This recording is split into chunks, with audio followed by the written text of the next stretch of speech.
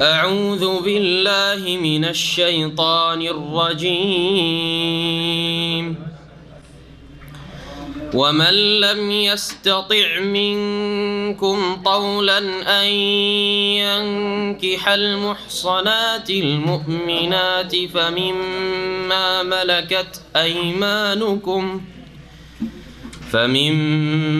ملكت أيمانكم من فتياتكم المؤمنات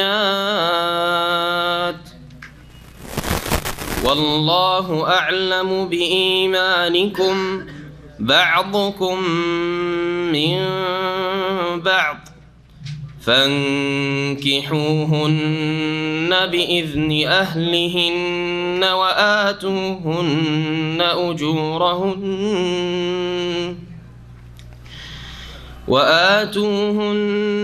أجورهن بالمعروف محصنات غير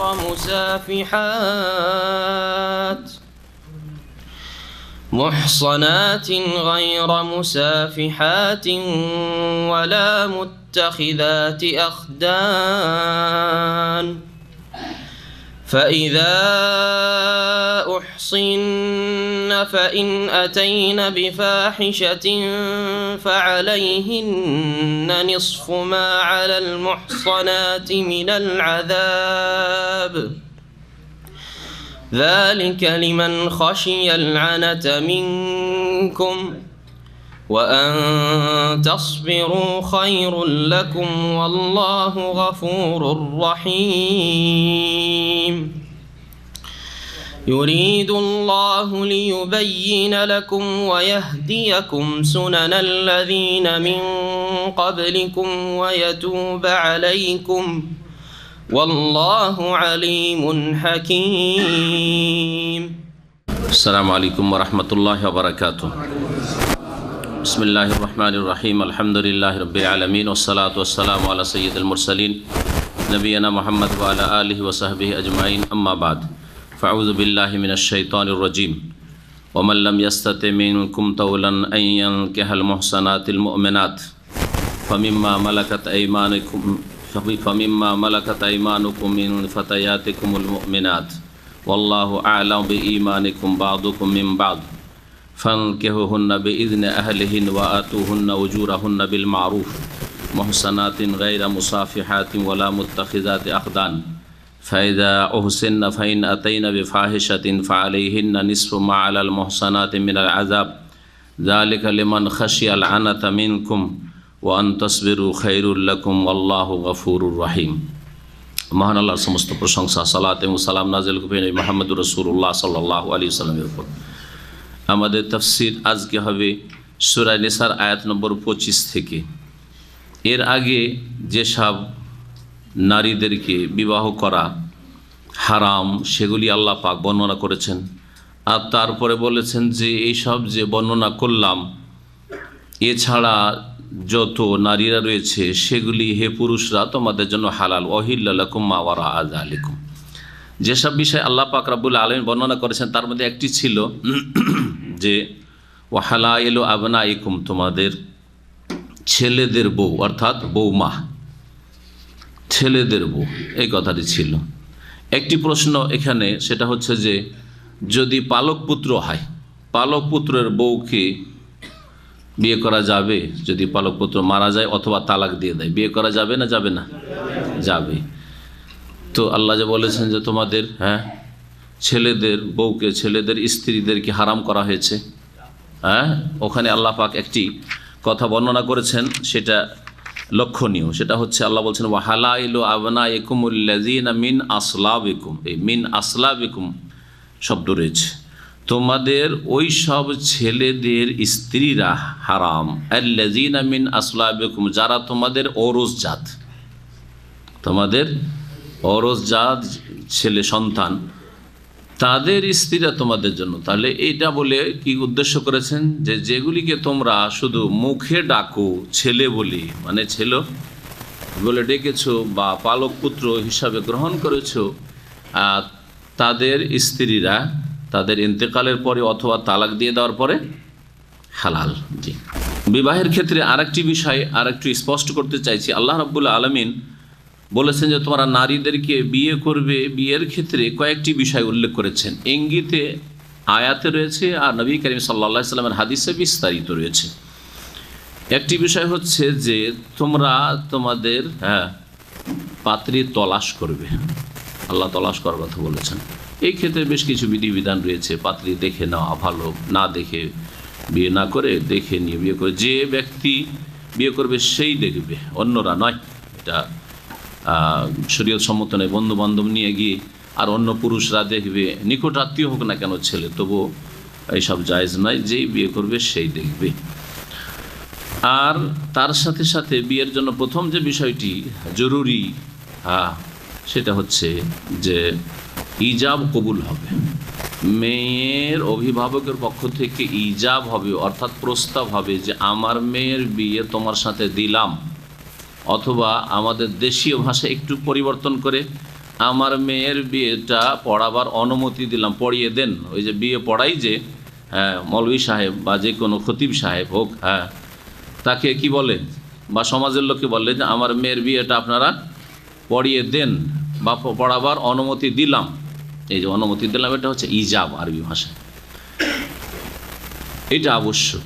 যখন এই অনুমতি দিল, আর মেয়ের সম্মতি কথা পাকা করার আগেই নিতে হবে। এই মজলিস, বিবাহের মজলিসে মেয়ের কাছে উকিল পাঠানো আর গিয়ে ওকে কবুল করানো, এগুলি বিদাত। এগুলি হচ্ছে বিদাত ইসলামের। এটা বাঙালিদের বিদাত। এমনকি গোটা ভারতে পাকিস্তানও নেই। আমি অন্য ভাষাভাষী এত জোর আওয়াজ কমান একটু পাওয়ার অন্যদের কাছে খবর নিয়ে দেখেছি যে অন্যরা এইসব কাজ করেন। আমাদের এক ওস্তাদ ছিলেন শেখ সফিউর রহমান মোবারকপুরি, তার কাছে আমরা লেখাপড়া করেছি, ওই রাহিকুল মখতুমের লেখক। ওনাকে যখন বললাম যে আমাদের বাঙালি জাতি পশ্চিমবঙ্গ হোক আর বাংলাদেশে হোক ওই মেয়েদেরকে কবুল করায়, পাত্রীকে কবুল করায়, তখন উনি এই কথা বলে জবাব দিয়েছেন যে এটা তোমাদের বাঙালিদের বিদাত, বাংলাভাষীদের বিদাত। এটা তো এটা বাংলার জমিনের বিদাত। এটা তো মেয়ে কবুল করা ইসলামে নেই, আসলে বিদাতি বিয়ে এইগুলো। আর জানেন যে বেদাতি তরিকাতে কোনো কাজ হলে সেটা কি হয়, রাদ্দ, রিজেক্টেড হয়। এই জন্য অনেক ওলামা বলছেন যে এই বিদাত করলে এরকম বিয়ে হয় না। ভালো করে শুনে রাখেন জি, তো এটা হালকা কথা নয়। আসলে এই বিদাতগুলিকে উঠাই তা উৎখাত করতে হবে। আর আলহামদুলিল্লাহ আমরা আমাদের পরিবার থেকে আর আমরা যাদের সাথে আত্মীয়তা করি তাদের পরিবার থেকে উঠিয়ে দিয়েছি।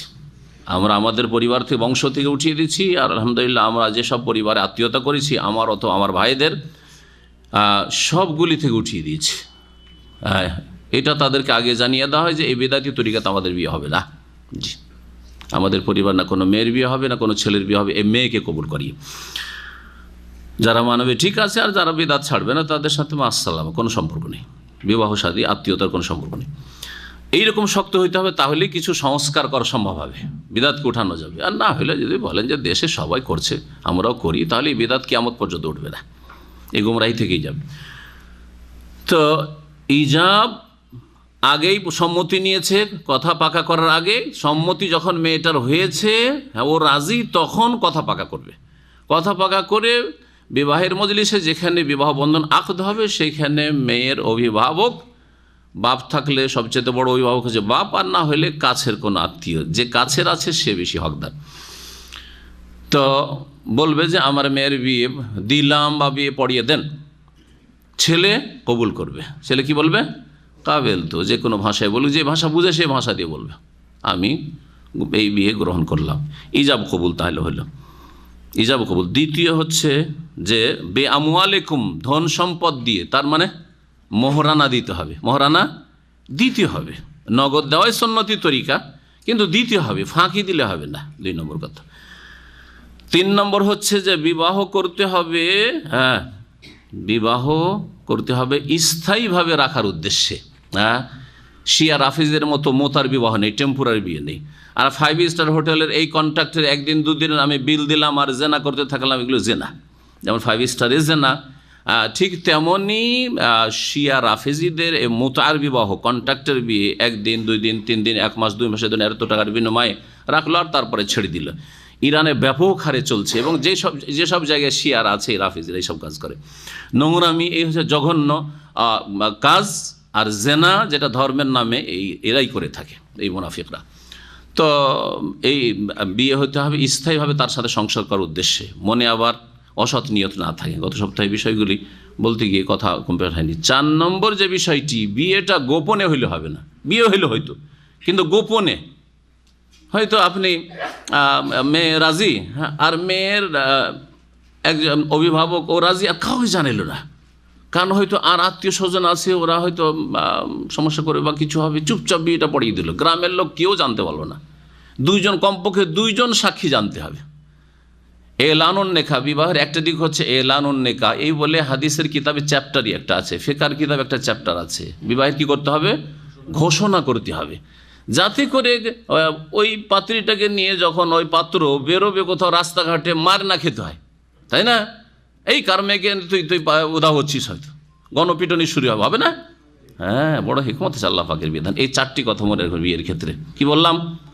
হ্যাঁ, ইজাব কবুল, মাহার, আর স্থায়ীভাবে তার সাথে সংসার দাম্পত্য জীবন গড়ে তুলব, হ্যাঁ, টেম্পোরারি নয়। আর 4 নম্বর হচ্ছে লোকজনকে জানাইতে হবে, এলানো নেকা হইতে হবে, কমপক্ষে 2 সাক্ষী হইতে হবে তার জন্য। একজন অলি হবে, পাত্র পাত্রী হবে, অলি হবে, আর 2 সাক্ষী কমপক্ষে হতে হবে। আল্লাহ পাক রব্বুল আলামিন এসব বিষয়গুলি বর্ণনা করার পরে বলছেন যে অনেকে আছে যারা হয়তো অভাবী, স্বাধীন মেয়েকে বিয়ে করলে পয়সা বেশি খরচ হবে। স্বাধীন মেয়ে যদি বিয়ে না করতে পারে তাহলে দাসীকে বিয়ে করতে পারে। দাসী তো আজকাল নেই, সুতরাং এই বিধান আজকাল শুধু পড়ে নেওয়ার জন্য, বোঝার জন্য, এই আয়াতটি আমল করার জন্য না, তাই না? কখনো আল্লাহ যদি সুযোগ দেয় তখন আমলের বিষয়টি আসবে। একজন যুবক মানুষ বিয়ে করতে চায় সে গুনাহ থেকে বাঁচার জন্য, কিন্তু একটা স্বাধীন মেয়ে বিয়ে করলে তার মোহরানা হয়তো এত টাকা দিতে হবে, তার কাছে নেই, তার খরচা বহন করার মতো ক্ষমতা নেই। তখন একটা দাসীকে অল্প পয়সা দিয়ে বিয়ে করা যেতে পারে হয়তো। আর হয়তো এটা নবী করিম সাল্লাল্লাহু আলাইহি ওয়াসাল্লামের জামানায়, সাহাবায়ে কেরামের জামানায় হয়তো যুগ যুগ ধরে হয়তো যে দাসীকে বিয়ে করলে অল্প খরচ হয়, তো দাসীকে বিয়ে করতে পারে। এই মাসআলা এখন আমাদের সামনে আসছে আয়াত নম্বর 25-এ। আল্লাহ বলছেন, অমাল্লাম ইয়াস্তাতে মিনকুম তাওলা, তোমাদের মধ্য থেকে কেউ যদি শক্তি সামর্থ্য না রাখে, তাওলান মানে কুদরাতান, ক্ষমতা না রাখে। কিসের ক্ষমতা? আইয়ান কেহাল মোহসানাতিল মুমিনাতে, মুমিন স্বাধীন নারী বিয়ে করা। এখানে মোহসানা মানে তাহলে হলো স্বাধীন। আমি গত সপ্তাহে বলেছিলাম যে এহসান বা মোহসানার 4টি অর্থ রয়েছে, 4টি অর্থ মনে আছে? 5ম পারার 1ম আয়াত, ওয়াল মোহসানাতু মিনান নিসা, ওই সব মহিলাদেরকে হারাম করা হয়েছে যারা বিবাহিতা, কারো সাথে বিবাহ হয়ে আছে আর ওকে নিয়ে কারো স্ত্রীকে নিয়ে উধাও, এ বিয়ে হারাম, কখনো বিয়ে হবে না, কিয়ামত পর্যন্ত বিয়ে হবে না, জেনা। জি, যতক্ষণ বিবাহ বন্ধনে আছে, বিবাহ বন্ধন শেষ হইতে হবে, তালাক হইতে হবে, তালাকের পর ইদ্যত 3 মাসিক বা 3 মাস, হ্যাঁ, বা যদি পেটে বাচ্চা থাকে তাহলে বাচ্চা প্রসব হওয়া পর্যন্ত 6 মাস 9 মাসও যেতে পারে, ইদ্যত পার হবে, তারপরে অন্য কারো জন্য হালাল হতে পারে। তো মোহসানা মানে তাহলে 4 নম্বর অর্থ কি হলো? বিবাহিতা। এখানে আল্লাহ বলছেন কেউ যদি বিয়ে করতে সক্ষম না হয়, কাকে? আল মোহসানাতে মানে এখানে হারায়ের, স্বাধীন নারীকে বিয়ে করতে পারছে না, খরচ বেশি লাগবে। স্বাধীন মুমিনা নারীকে বিয়ে করতে পারছে না। ফামিম্মা মালাকাত আইমানুকুম, তাহলে তোমাদের অধীনস্থ যেসব দাসীরা রয়েছে তাদেরকে বিয়ে করতে পারো বা পারে। মিন ফাতায়াতিকুল মুমিনাত, কিন্তু সেসব যুবতীরা যাতে ঈমানদার হয়, মুমিনা হয়। কাফের মেয়েকে বিয়ে করা জায়েজ নয়, কাফের দাসীকে বিয়ে করা আল্লাহ পাক নিষেধ করছেন, করা যাবে না। ইহুদি খ্রিস্টান আহলি কিতাবদের মেয়েদেরকে বিবাহ করা যাবে না? এটাকে সূরা মায়েদাতে এই মাসালা পড়া হয়, সূরা মায়েদার তাফসীরে। হ্যাঁ, আল্লাহ পাক সেখানে বলেছেন জায়েজ আছে, কিন্তু সেখানে একটি শর্ত আছে। কি হইতে হবে? হ্যাঁ, সতী সাধ্য হইতে হবে। তাহলে ইহুদি খ্রিস্টান মেয়ে সতী সাধ্য পাওয়াটা কত যে জটিল বিষয়, এটা আপনাকে চিন্তা করতে হবে। মুসলিম সমাজে সতী মেয়ে পাওয়া মুশকিল, সতী যুবতী পাওয়া মুশকিল, অবাধ মেলামেশার কারণে, সহশিক্ষার কারণে, আর তারপরে ব্যভিচারের রাস্তাকে প্রশস্ত করে দেওয়ার কারণে, একা মহিলাদের সফরের কারণে, বিভিন্ন কারণে, পর্দা বাড়িতে না থাকার কারণে, মেয়ে কোথায় ঘুরে কোথায় যায় কোনো খোঁজ খবর রাখে না বাপ মা, বিভিন্ন কারণে সতী নারী বা সতী মেয়ে পাওয়া, যুবতী পাওয়া বড়ই মুশকিল হয়ে পড়েছে। মুসলিম সমাজে যদি তাই হয়, তাহলে ইহুদি নাসারাদের ঘরে কি করে সতীত্ব থাকতে পারে, যেখানে তাদের অবাধ মেলামেশাটা কোনো ব্যাপারই না তাদের। আল্লাহ পাক রব্বুল আলামিন তারপরে বলছেন ওয়াল্লাহু আ'লামু বিঈমানিকুম, আল্লাহ তোমাদের ঈমান সম্পর্কে সর্বাধিক জ্ঞাত, তিনি ভালো জানেন। ঈমান, কেন ঈমানের কথা এখানে বলা হচ্ছে? যে দেখো, এমনটা বাহানা করিও না যে তোমার কাছে পয়সা আছে, স্বাধীন মেয়ে বিয়ে করতে পারে, তারপরেও সস্তা দেখে তুমি একটা দাসীকে বিয়ে করে ফেলে, এরকম কাজ করিও না। তোমাদের ঈমানের অবস্থা আল্লাহ জানছেন। বা'দুকুম মিন বা'দ, হ্যাঁ, তোমরা পরস্পরের সাথে জড়িত। বা'দুকুম মিন বা'দ, তোমরা একে অপরের অন্তর্ভুক্ত, অর্থাৎ একজন অপরজনের সাথে জড়িত। তোমরা একজন মুসলিম আর একজন মুসলিমের সাথে অতপ্রতভাবে জড়িত। আমাদের হচ্ছে এই সম্পর্ক, মুসলিম ভাই ভাই। ফানকিহুহুন্না বিইজনি আহলিহিন্না, সুতরাং দাসীদেরকে বিয়ে যদি করতে হয় তাহলে তাদের পরিবারের অভিভাবক, আহলিহিন্না মানে তাদের মালিকের অনুমতিক্রমে বিবাহ করিও। আল্লাহ পাক আর একটি বিধান বলছেন, দাসী বিয়ে করতে যাবে তো দাসীর মালিককে, দাসী তার হয়তো বাপ আছে, হ্যাঁ, তার ভাই আছে, আর তার মনিব আছে, মালিক কি হবে? যেহেতু সে দাসীতে পরিণত হয়েছে অথবা দাসে পরিণত হয়েছে কোনো ছেলে, সুতরাং তার মনিব হচ্ছে আসল মালিক। মনিব হচ্ছে মালিক। মনিবের স্বাধীন করা ছাড়া সে নিজের বাপের ঘরে কাজ করতে পারবে না, সে মনিবের সব কিছু তাকে করতে হবে। এ হচ্ছে দাসত্বের জীবন। যার ফলে এখানে অনুমতি নিতে হবে কার বিয়ের ক্ষেত্রে? হ্যাঁ, মনিবের মালিকের অনুমতি নিতে হবে। দাসী মানে, আশা করি বুঝে, দাসী মানে কাজের মেয়ে ভাববেন না, গত সপ্তাহে বলেছি আবার, হ্যাঁ, বারবার করে এই কথা বলছি, কারণ অনেক জাহেল মূর্খ। একজন আফরুল বাতেন থেকে বলছে, একজন বাংলা ভাষী, যে আমার সাথে এক লোকের পরিচয় হয়েছে, আরবি মূর্খর জাহেল। সে বলছে যে বাংলাদেশ থেকে মেয়ে এনে দিতে পারবে, মোট কথা মনে করছে যে এগুলো হচ্ছে দাসী, এনে দিতে পারলে দাসী হবে, জায়েজ আছে। ওকে বলেছে কোরআনে আছে। আমি বললাম কোন জাহেল মূর্খ বলেছে কোরআনে আছে? আউযুবিল্লাহ, কোরআনে আছে কি তো দাসীর কথা। আর যারা কাজের জন্য, পেটের দায়ে বা একটু সুখের জীবনের জন্য দেশে অথবা বিদেশে অপরের ঘরে কাজ করতে যায়, কাজটা নোংরা কাজ, ভালো কাজ নয়। দেশে কাজের, বাড়ির কাজ করা, ঝিয়ের কাজ করা অথবা বিদেশে করা, দুটোই একবারে নিকৃষ্ট কাজ। কোনো একজন মুসলিম মেয়ের জন্য রুচির সাথে সেটা গ্রহণ করা মোটেই জায়েজ নয়, নিরুপায় না, এটা নিরুপায় নয়। যে কোনো মহিলার জন্য, মেয়ের জন্য আল্লাহ পাক কার ওপর তার ভরণ পোষণ ফরজ করে রেখেছেন। এটা হচ্ছে ইসলামের একটা বৈশিষ্ট্য, যে মেয়েদেরকে কোনোখানেই খেটে খেতে হবে না, কারো না কারো ওপর তার ভরণ পোষণ ফরজ হয়ে আছে। বাপ বেঁচে থাকলে বাপের উপর ফরজ, বাপ নেই অবিবাহিত ভাইয়ের উপর ফরজ, ভাইদের উপর ফরজ, হ্যাঁ, বিয়ে হয়ে গেছে স্বামীর উপর ফরজ, হ্যাঁ, কেউ নেই বিধবা হয়ে গেছে, তালাকপ্রাপ্ত হয়ে গেছে, কেউ নেই দেখাশোনার জন্য সরকারের উপর ফরজ, সরকার ভাতা দিবে তাদের। সেটা মেয়েদেরকে আল্লাহ পাক এই দায়িত্বই দেননি যে একটা পয়সা ইনকাম করতে হবে। আজকাল পশ্চিমা সভ্যতা, মুসলিমরা ঘরে ঘরে ঢুকে ফেলেছে।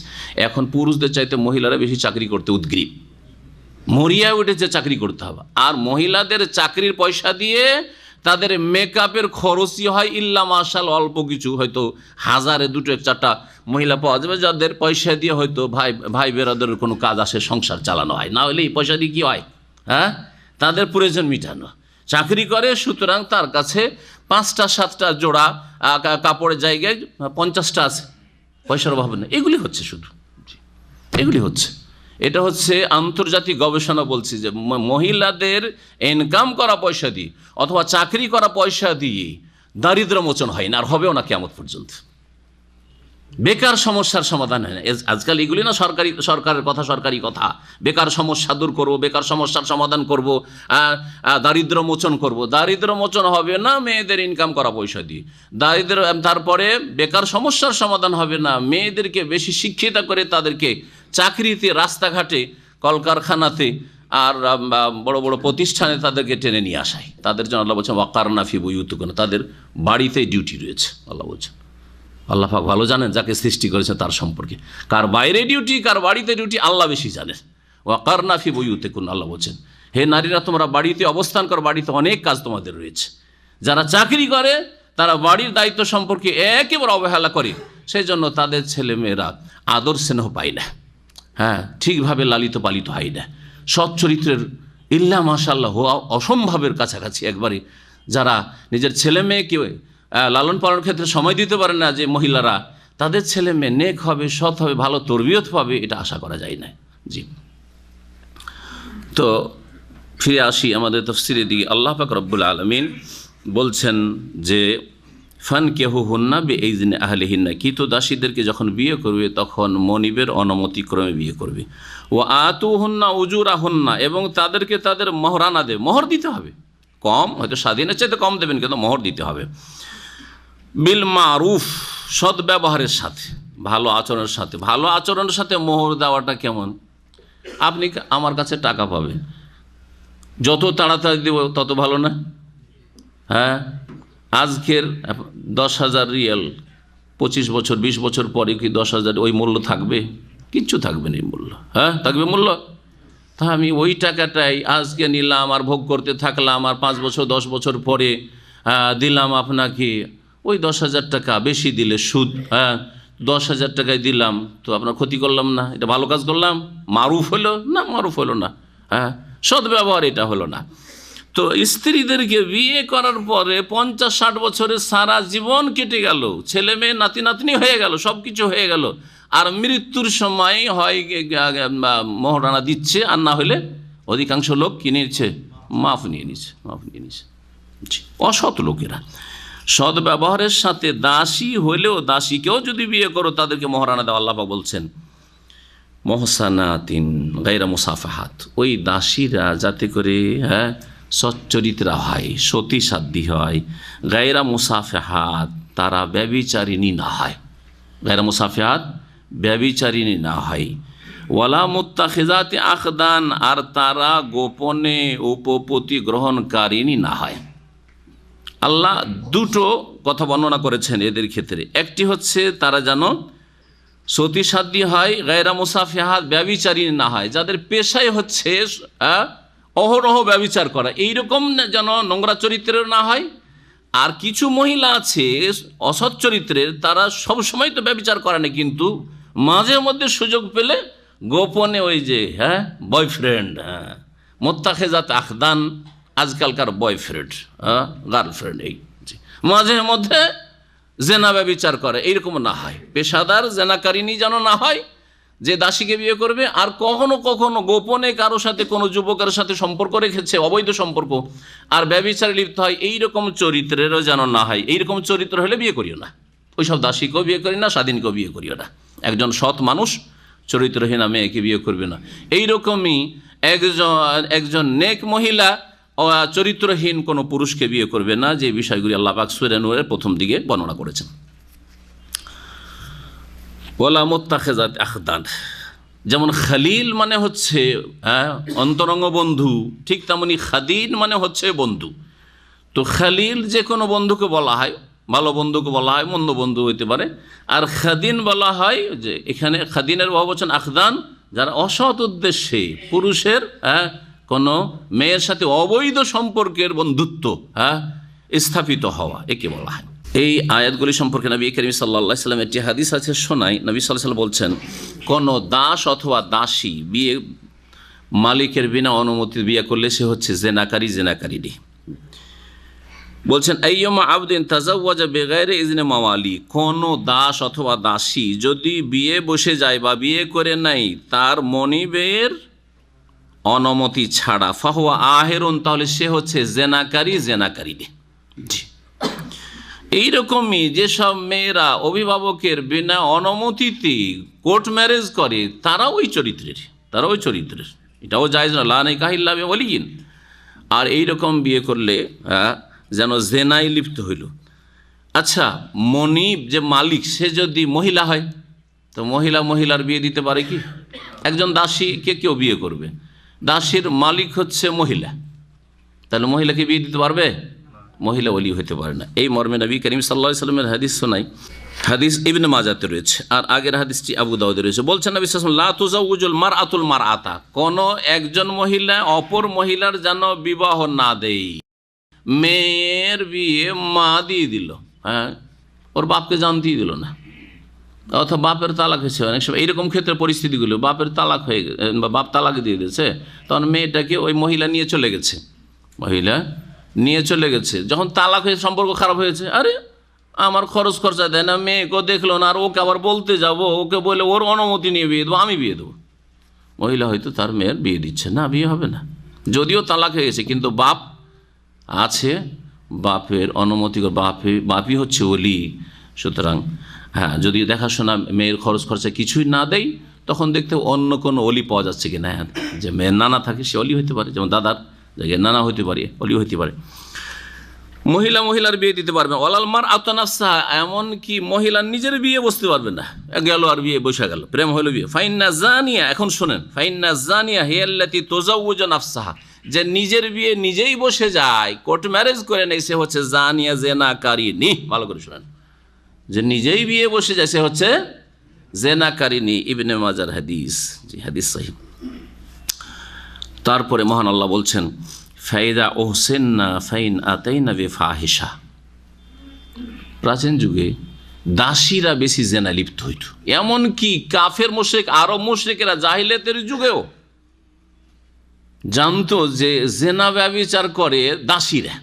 স্বাধীন মহিলা স্বাধীন যুবতী জেনা করতে পারে, এটা তাদের কল্পনার বাইরে ছিল। তা আজকালকার মুসলিম সমাজ চাইতেও, অমুসলিমের কথা তো বাদ দেন, মুসলিম সমাজের চাইতো মক্কার মুশরিকদের চরিত্রের ক্ষেত্রে উন্নত চরিত্র ছিল। কেমন করে? শুধু মৌখিক দাবি না। নবী করিম সাল্লাল্লাহু আলাইহি সাল্লামের কাছে যখন হিন্দ আবু সুফিয়ানের স্ত্রী, মুআবিয়া রাদিয়াল্লাহু তাআলা আনহুর মা ইসলাম গ্রহণ করলো, বিলম্বে ইসলাম গ্রহণ করলো, নবী করিম সাল্লাল্লাহু আলাইহি সাল্লাম কিছু তার কাছে শপথের কথা, যে এইগুলির ওপরে অঙ্গীকার করতে হবে, যেটাকে বায়াত বলে, ইসলামের বায়াত। ইসলাম গ্রহণ করলে এইগুলির ওপর অঙ্গীকার করতে হবে কি, যে আল্লাহ ইউশরিকনা বিল্লাহি শাইআন, সূরা মুমতাহিনা আয়াত যখন পড়ে শোনালো, আল্লাহর সাথে শিরক করবে না, ওয়ালা ইয়াসরিকনা, চুরি করবে না, আর ওয়ালা ইয়াজনিনা, ব্যভিচারে লিপ্ত হবে না, ইত্যাদি ইত্যাদি। যখন এই বিষয়গুলি উল্লেখ করলেন নবী করিম সাল্লাল্লাহু আলাইহি সাল্লাম মুমতাহিনার আয়াত পড়ে, তখন ওই হিন্দে, অথচ হিন্দে কত বড় জুলুম করেছে চিন্তা করেন। হ্যাঁ, যে নবী করিম সাল্লাল্লাহু আলাইহি সাল্লামের চাচা হামজা রাদিয়াল্লাহু তাআলা উহুদের যুদ্ধে বুক চিরে কলিজা বের করে মালা তৈরি করেছে, কলিজা গেথে। হ্যাঁ, কত নিষ্ঠুর। চিবানোর হাদিস সম্পর্কে দ্বিমত আছে, কেউ বলেছেন যে সহি নাই, দুর্বল, কেউ বলেছেন ঠিক, সেই জন্য একটু এটাকে রেখেই দিলাম। হ্যাঁ, আল্লাহ আলাম, আল্লাহ ভালো জানে, হতে পারে নাও হতে পারে সেটা। এত বড় নিষ্ঠুর, তারপরে ও চরিত্র দেখেন, সে কি বলছে, ইসলাম কবুল করছে, তারপর আল্লাহ তাকে হেদায়েত করছেন। আল্লাহ কত দয়ালু। তার অপরাধের জন্য আল্লাহ যদি তাকে জাহান্নামে ঠেলে দিতেন, যে তোকে ঈমান ইসলামে তৌফিক দেব না, তো আল্লাহ কোনো জুলুম করতেন? কিন্তু আল্লাহ তার অন্তরকে আবার ফিরিয়ে দিচ্ছেন, নরম করে দিচ্ছেন, ইসলাম কবুল করছে। এসে যখন বায়াত করছে এই মহিলা, তখন নবী সাল্লাল্লাহু আলাইহি ওয়াসাল্লাম যখন এই আয়াত পড়ে শোনালেন, তখন অবাক হয়ে বলছেন, এই মহিলা বলছেন যে ওয়াহাল তাজনিল হুররাতু, আরে স্বাধীন মহিলা, স্বাধীন মেয়ে, যুবতী আবার জেনা করতে পারে? ওয়াহাল তাজনিল হুররাতু, তার মানে মক্কার সমাজে, যেখানে কত জঘন্য সমাজ বলেন আপনারা, আমাদের বক্তারা বলে, ঠিক জঘন্য সমাজ। হ্যাঁ, খুন, ব্যভিচারও হইতো, কিন্তু দাসীদের সাথে ব্যভিচার, দাসীদের মধ্যে ব্যভিচার দেখা যেত। কিন্তু একটা সতী স্বাধীন মহিলা জেনায় লিপ্ত হবে, এটা বড় বড় দোষের বিষয় ছিল কাফের মুশরিক মক্কার, তাদের মাঝে, তাদের সমাজেও। অবাক বলছে, ওয়াহাল তাজনিল হুররাত, আমার কাছে আপনি শর্ত লাগাচ্ছেন, বায়াত নিচ্ছেন, হ্যাঁ, আর এই আয়াত পড়ে শোনাচ্ছেন, ওয়ালা ইয়াজনিনা, স্বাধীন মহিলা আবার জেনা করতে পারে? আমি স্বাধীনের মেয়ে, স্বাধীন, আমার বাপ স্বাধীন, আমার স্বামী স্বাধীন, আমি স্বাধীন, কি করে জেনা হইতে পারে? চিন্তা করুন তাহলে, আজকাল মুসলিম সমাজে সকলে স্বাধীন, হ্যাঁ, তারপরেও ওহরোজ জেনা হচ্ছে, অবাধ মেলামেশা।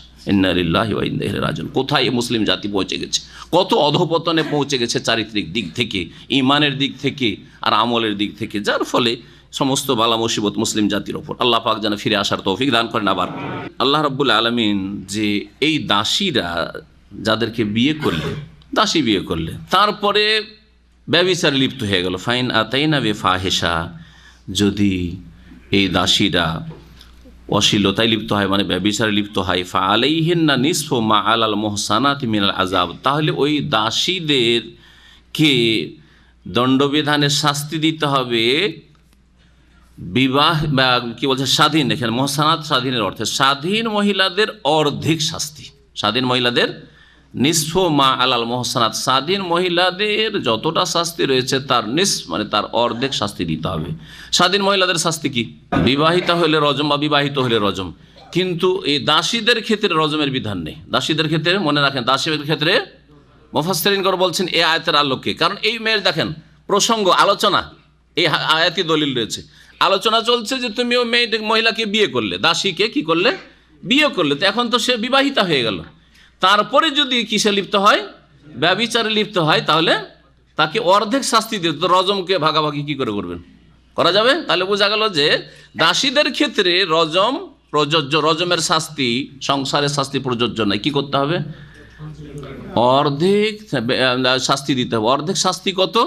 ওই যে বেত্রাঘাত মেয়াত জালদা রয়েছে সূরা নূরে, ওর অর্ধেক মানে 50টি বেত্রাঘাত করবে। দেখেন আল্লাহ হালকা করে দিয়েছেন যে এরা যেহেতু নিচু শ্রেণীর দাসী, এদের দ্বারা অহরহের অপরাধ হতে পারে, আল্লাহ শাস্তিও তাদের হালকা করে। সমাজে যখন এদের মান ইজ্জত নিচে, তখন তাদের শাস্তিও নিচে, শাস্তিও নিম্ন। আল্লাহ পাকের দেখেন সুবিচার, দেখেন আল্লাহ পাকের রব্বের দণ্ডবিধানের ক্ষেত্রে। মহান আল্লাহ তারপরে বলছেন ফাআলাইহিন্না নিসফু মা আলাল মুহসানাতি মিনাল আযাব, যদি তারা অশ্লীলতায় লিপ্ত হয়, জেনায় লিপ্ত হয়, তাহলে তাদেরকে অর্ধেক শাস্তি দিতে হবে। বিবাহ কি বলছেন? বিবাহিত বলছে, ভালো, মুহসানাত স্বাধীন মহিলাদের শাস্তির অর্ধেক। যালিকা লিমান খাশিয়াল আনাতা মিনকুম, এই বিবাহ কারা করবে? আল্লাহ একটি শর্ত এখানে বর্ণনা করছেন যে দাসীকে বিয়ে করবে কারা। দাসীকে যে কোনো মুসলিম শুধু অভাব আছে আর বিয়ে করে নেবে এইটাও না, এক তো অভাব হইতে হবে। আয়াতের প্রথমখানে আল্লাহ বলছেন অমাল্লাম ইয়াস্তাতে মিনকুম তাওলা, স্বাধীন মেয়েকে বিয়ে করার খরচ বহন করতে পারছে না। 2 নম্বর শর্ত আয়াতের শেষখানে আল্লাহ বলছেন যালিকা লিমান খাশিয়াল আনাতা মিনকুম, তার সাথে সাথে ব্যভিচারে লিপ্ত হওয়ার আশঙ্কা করছে যে আমি যদি অবিবাহিত থেকে যাই এইভাবে, তাহলে আমি ব্যভিচার থেকে বাঁচতে পারবো না, গুনাহ হয়ে যাবে আমার দ্বারা। যুবক মানুষ আর যৌন চাহিদা খুব বেশি, গুনাহ থেকে বাঁচা বড়ই কষ্টকর হয়ে যাচ্ছে, আর স্বাধীন মেয়েকে বিয়ে করার ক্ষমতাও নেই। এই দুটো শর্ত যদি থাকে তাহলে দাসী মেয়েকে বিয়ে করতে পারবে। আল্লাহ বলছে যালিকা লিমান খাশিয়াল আনাত, আনাত মানে কষ্ট, আনাত মানে কষ্ট। কিসের কষ্ট? ব্যভিচারে লিপ্ত হওয়ার কষ্ট, ব্যভিচার থেকে বেঁচে থাকা বড়ই কষ্টকর তার জন্য। আনাতের শাব্দিক অর্থ কষ্ট, কিন্তু এখানে তাফসির হচ্ছে যে যেই ব্যক্তি আশঙ্কা করে ভয় করবে যে জেনায় লিপ্ত হইতে পারে, ওয়ান তাসবিরু খায়রুল লাকুম, তবে হে যুবকরা তোমরা স্বাধীনকে বিয়ে করতে পারছো না, অভাব আছে, তোমরা সহজে দাসীকে বিয়ে করিও না। যদি ধৈর্য ধরে নিতে পারো যে দাসীকে বিয়ে করব না, দেখি কিছুটা সচ্ছলতা আসুক তখন স্বাধীন মেয়ে বিয়ে করব, এটাই তোমাদের জন্য ধৈর্য ধারণ করে থাকা এবং চেষ্টা করা দাসী না বিয়ে করে স্বাধীনকে বিয়ে করার, এটা হচ্ছে তোমাদের জন্য কল্যাণকর। কেন? কারণ শরীয়তের বিধান হচ্ছে যে দাসীর পেট থেকে যত ছেলে মেয়ে পয়দা হবে সেগুলি দাসীতে পরিণত হবে।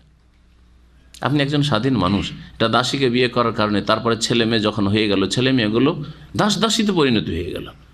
ক্ষতিগ্রস্ত না? বড়ই ক্ষতিগ্রস্ত। সুতরাং সহজে এই পথে যেও না যদি গুনাহ থেকে বেঁচে থাকতে পারো, ধৈর্য ধারণ করো। আল্লাহ গফুর রহিম, আল্লাহ পাক রব্বুল আলামিন বড় মার্জনাকারী, বড় দয়ালু।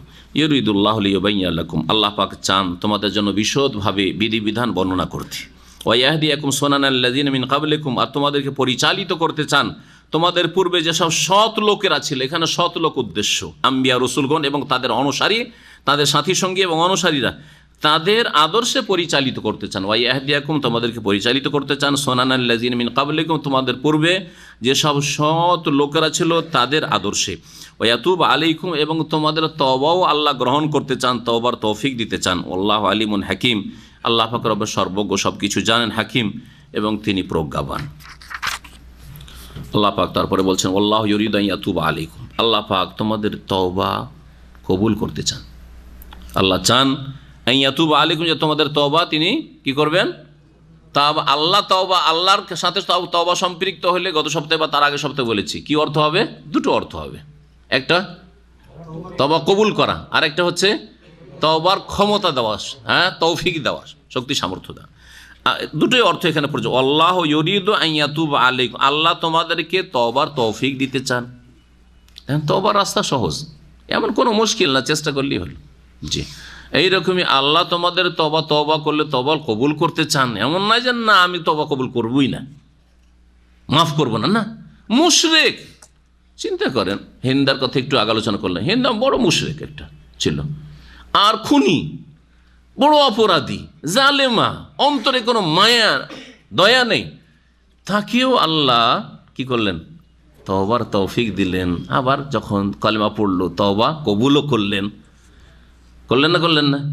সুতরাং আল্লাহ এই জন্যই কোরআন কারীমে বলেছেন, যাদের অতীতে অন্যায় অপরাধ হয়ে গেছে আল্লাহর রহমত থেকে নিরাশ হবেন না। ইয়া ইবাদিয়াল্লাযীনা আসরাফু আলা আনফুসিহিম লা তাকনাতু মির রাহমাতিল্লাহ, যারা নিজেদের উপর জুলম অত্যাচার করেছে, হয়ে গেছে, আর তো করার কিছু নেই, আগামীতে করিও না। হ্যাঁ, অপরাধী কারা? যারা এই আয়াতগুলিকে সামনে রেখে এখনো পাপ করে যাচ্ছে, করি কিছুদিন পাপ করি তওবা করে নেব, এরা অসৎ। কিন্তু যাদের অতীতে হয়ে গেছে, হাত ছাড়া হয়ে গেছে, আর তওবা ছাড়া ফিরে আসা ছাড়া কোনো উপায় নেই, ভুল রাস্তায় চলে গেছেন, এখন আপনাকে সাথী সঙ্গীরা যদি তিরস্কার করে, গাড়ি চালাচ্ছেন আপনি আর রাস্তায় গিয়ে চলে গেছেন ভুল পথে, 50-100 কিলোমিটার লস হয়ে গেল, 1 ঘন্টা লস হইল, এখন সবাই যদি তিরস্কার করা শুরু করে, লাভ আছে কিছু না? সবাই মিলে চেষ্টা করতে হবে যে তাড়াতাড়ি ফিরি, হ্যাঁ তাড়াতাড়ি কভার করি, তাই না? তো তাড়াতাড়ি কভার করেন, যে আয়ুটা আছে এতে কভার করেন, অনেক পাপ হয়েছে, এখন বেশি বেশি নেকি করে হ্যাঁ আপনার কভার করেন, আপনি এগিয়ে যাওয়ার চেষ্টা করেন। এটা হচ্ছে জ্ঞানী মানুষের কাজ। ওয়ায়ুরিদুল্লাযীনা ইয়াত্তাবিউনা আশ-শাহাওয়াত, আর ওই সব লোকেরা যারা কুপ্রবৃত্তির অনুসারী, তারা কি চায়? আনতামিলু মাইলান আজিমা, তোমরা বড় ধরনের পথচ্যুত হও। আল্লাহ চান যে তোমরা সকলে ফিরে চলে আসো, যে যা অপরাধ করেছো ফিরে চলে আসো, আমি মাফ করে দেবো, এটা আল্লাহ চান। আর যারা অসৎ লোক, ইয়াত্তাবিউনা শাহাওয়াত, কুপ্রবৃত্তির অনুসারী, যাদের অন্তরে পাপের কামনা বাসনা আছে, তারা নিজেরাও পাপে ডুবে থাকতে চায় আর অন্যদেরকেও কি করতে চায়? নিজেদের দিকে আকৃষ্ট করতে চায়। মালা ইয়ামিলো মানে ঝুঁকে যাওয়া বা ঝুঁকিয়ে নেওয়া, তাদেরকে নিজেদের দিকে ঝুঁকিয়ে নিতে চায়। আনতামিলু মাইলান আজিম, পথচ্যুত করা। জি হ্যাঁ, এই পথে আসতে দিতে চাই না, তওবার পথে, সংশোধনের পথে, আল্লাহর পথে আসতে দিতে চাই না। এই জন্য দেখবেন অনেক খারাপ লোকেরা যখন হেদায়েত হয়ে যায়, ইসলাম জানতো না, ইসলাম শেখা শুরু করেছে, মসজিদে আসা শুরু করেছে, দাড়ি ছিল না দাড়ি রেখে দিয়েছে, আশেপাশে সাথী সঙ্গীরা যারা অসৎ থাকে তারা তার সাথে কি আচরণটা করে আপনাদের জানাই আছে। কখন থেকে মুসল্লি হয়ে গেলি তুই? হ্যাঁ, আরে তুই মোতা হয়ে গেছি, আরে এত বড় বড় দাড়ি, হ্যাঁ তুই তো কয়দিন আগে বড় চোর ছিলি, হ্যাঁ আউযুবিল্লাহ। এইসব করে ওকে কি করা, উদ্দেশ্য কি? যে আমাদের লাইনে নিয়ে আসা, আবার ফিরিয়ে আমরা যেমন জাহান্নামের পথে আছি, এই জাহান্নামে আবার নিয়ে আসা। কারণ এই জাহান্নাম থেকে জান্নাতে কি করে চলে গেল, ওইদিকে কেন গেল? এটা হচ্ছে অসৎ লোক। আল্লাহ কোরআনে এই কথাই বলেছেন, ওয়ায়ুরিদুল্লাযীনা ইয়াত্তাবিউনা আশ-শাহাওয়াত মাইলান আযীমা, তাদের দিকে ঝুঁকে পড়ো পুরোপুরিভাবে। হ্যাঁ, তারা পথচ্যুত হয়েছে, তোমরাও জান্নাতের রাস্তাতে পথচ্যুত হয়ে যাও। ইউরিদুল্লাহ আন ইউখাফিফা আনকুম, আরও আল্লাহ চান তোমাদের উপর হালকা করে দিতে, আল্লাহ তোমাদের বোঝাকে লাঘব করে দিতে চান। ওয়া খুলিকাল ইনসানু দাঈফা, কারণ মানুষকে বড় দুর্বল করে সৃষ্টি করা হয়েছে, যার ফলে আল্লাহ পাক তোমাদের জন্য হালকা করেছেন। বিয়ের বিধিবিধানের ক্ষেত্রে আল্লাহ পাক কত হালকা করেছেন, জি বিভিন্ন বিধিবিধানে কত হালকা করেছেন। সফরে নামাজকে হালকা করে দিয়েছেন, জমা করেন, কসর করেন, সুন্নাত পড়িয়েন না, হ্যাঁ কত হালকা। হ্যাঁ, পানি ব্যবহার করতে পারছেন না, তায়াম্মুম করে নেন। হ্যাঁ, পানি কম আছে না, পানি পান করার জন্য রেখে দেন, ওইটা আগে থেকে তায়াম্মুম শুরু করে দেন। এমন না যে পিপাসায় মরে যান কিন্তু পানি আছে তখন উজু করতেই থাকেন না। তো দিন কত সহজ আল্লাহ করেছেন। মানুষ যেহেতু দুর্বল, সেই জন্য আল্লাহ পাক মানুষের উপর দিনের বিধিবিধানের ক্ষেত্রে কি করেছেন, হালকা করেছেন। বলছেন, ইয়া আইয়ুহাল্লাযীনা আমানু লা তাকুলু আমওয়ালাকুম বাইনাকুম বিল বাতিল ইল্লা আন তাকুনা তিজারাতান আন তারাদিম মিনকুম, হে মুমিন সকল, তোমরা তোমাদের ধন সম্পদ ভক্ষণ করিও না আপোষে, বাইনাকুম বিল বাতিলি, অবৈধ পন্থায়, অন্যায়ভাবে। বিল বাতিল মানে অন্যায়ভাবে। এই বিল বাতিল কথাটি এত ব্যাপক, যত হারাম উৎস রয়েছে ধন সম্পদ ভক্ষণের, রুজি রোজগারের, সবগুলি রাস্তা থেকে আল্লাহ পাক সতর্ক সাবধান করেছে, লা তাকুলু, খেও না। সেটা কারো কাছ থেকে অন্যায়ভাবে নেওয়া হোক, যে অন্যায়টা আপনার নজরে আসছে, অথবা সরাসরি কারো কাছ থেকে অন্যায়ভাবে নিলেন না, কিন্তু আল্লাহ পাক এই উৎস থেকে রোজগার করতে নিষেধ করেছেন, সেটাও তাতে শামিল।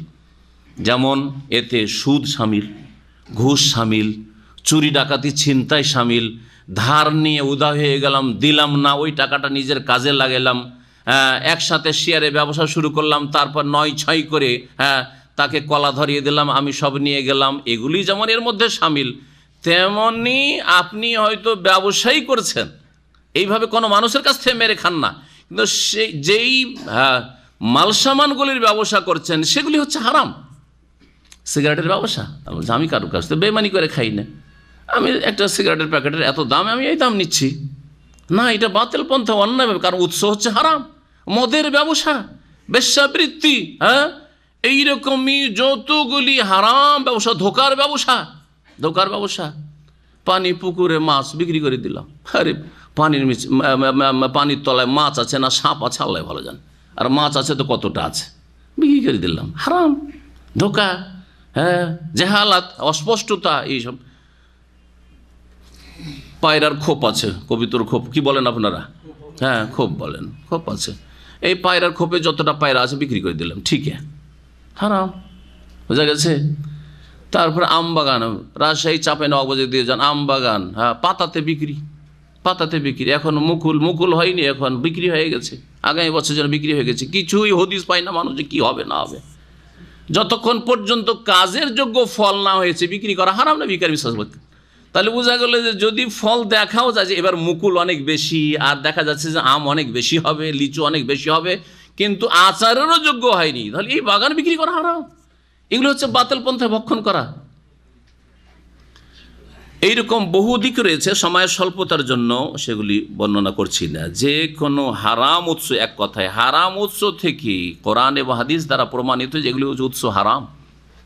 ব্যাংকে পয়সা রাখছেন আপনি, ফিক্সড ডিপোজিট, বলছে আমি তো অন্যায় ভক্ষণ করি না, ওরা তো আমাকে অফার করেছে যে 5 বছরে ডবল দেব, বাতিল পন্থায় ভক্ষণ, হারাম।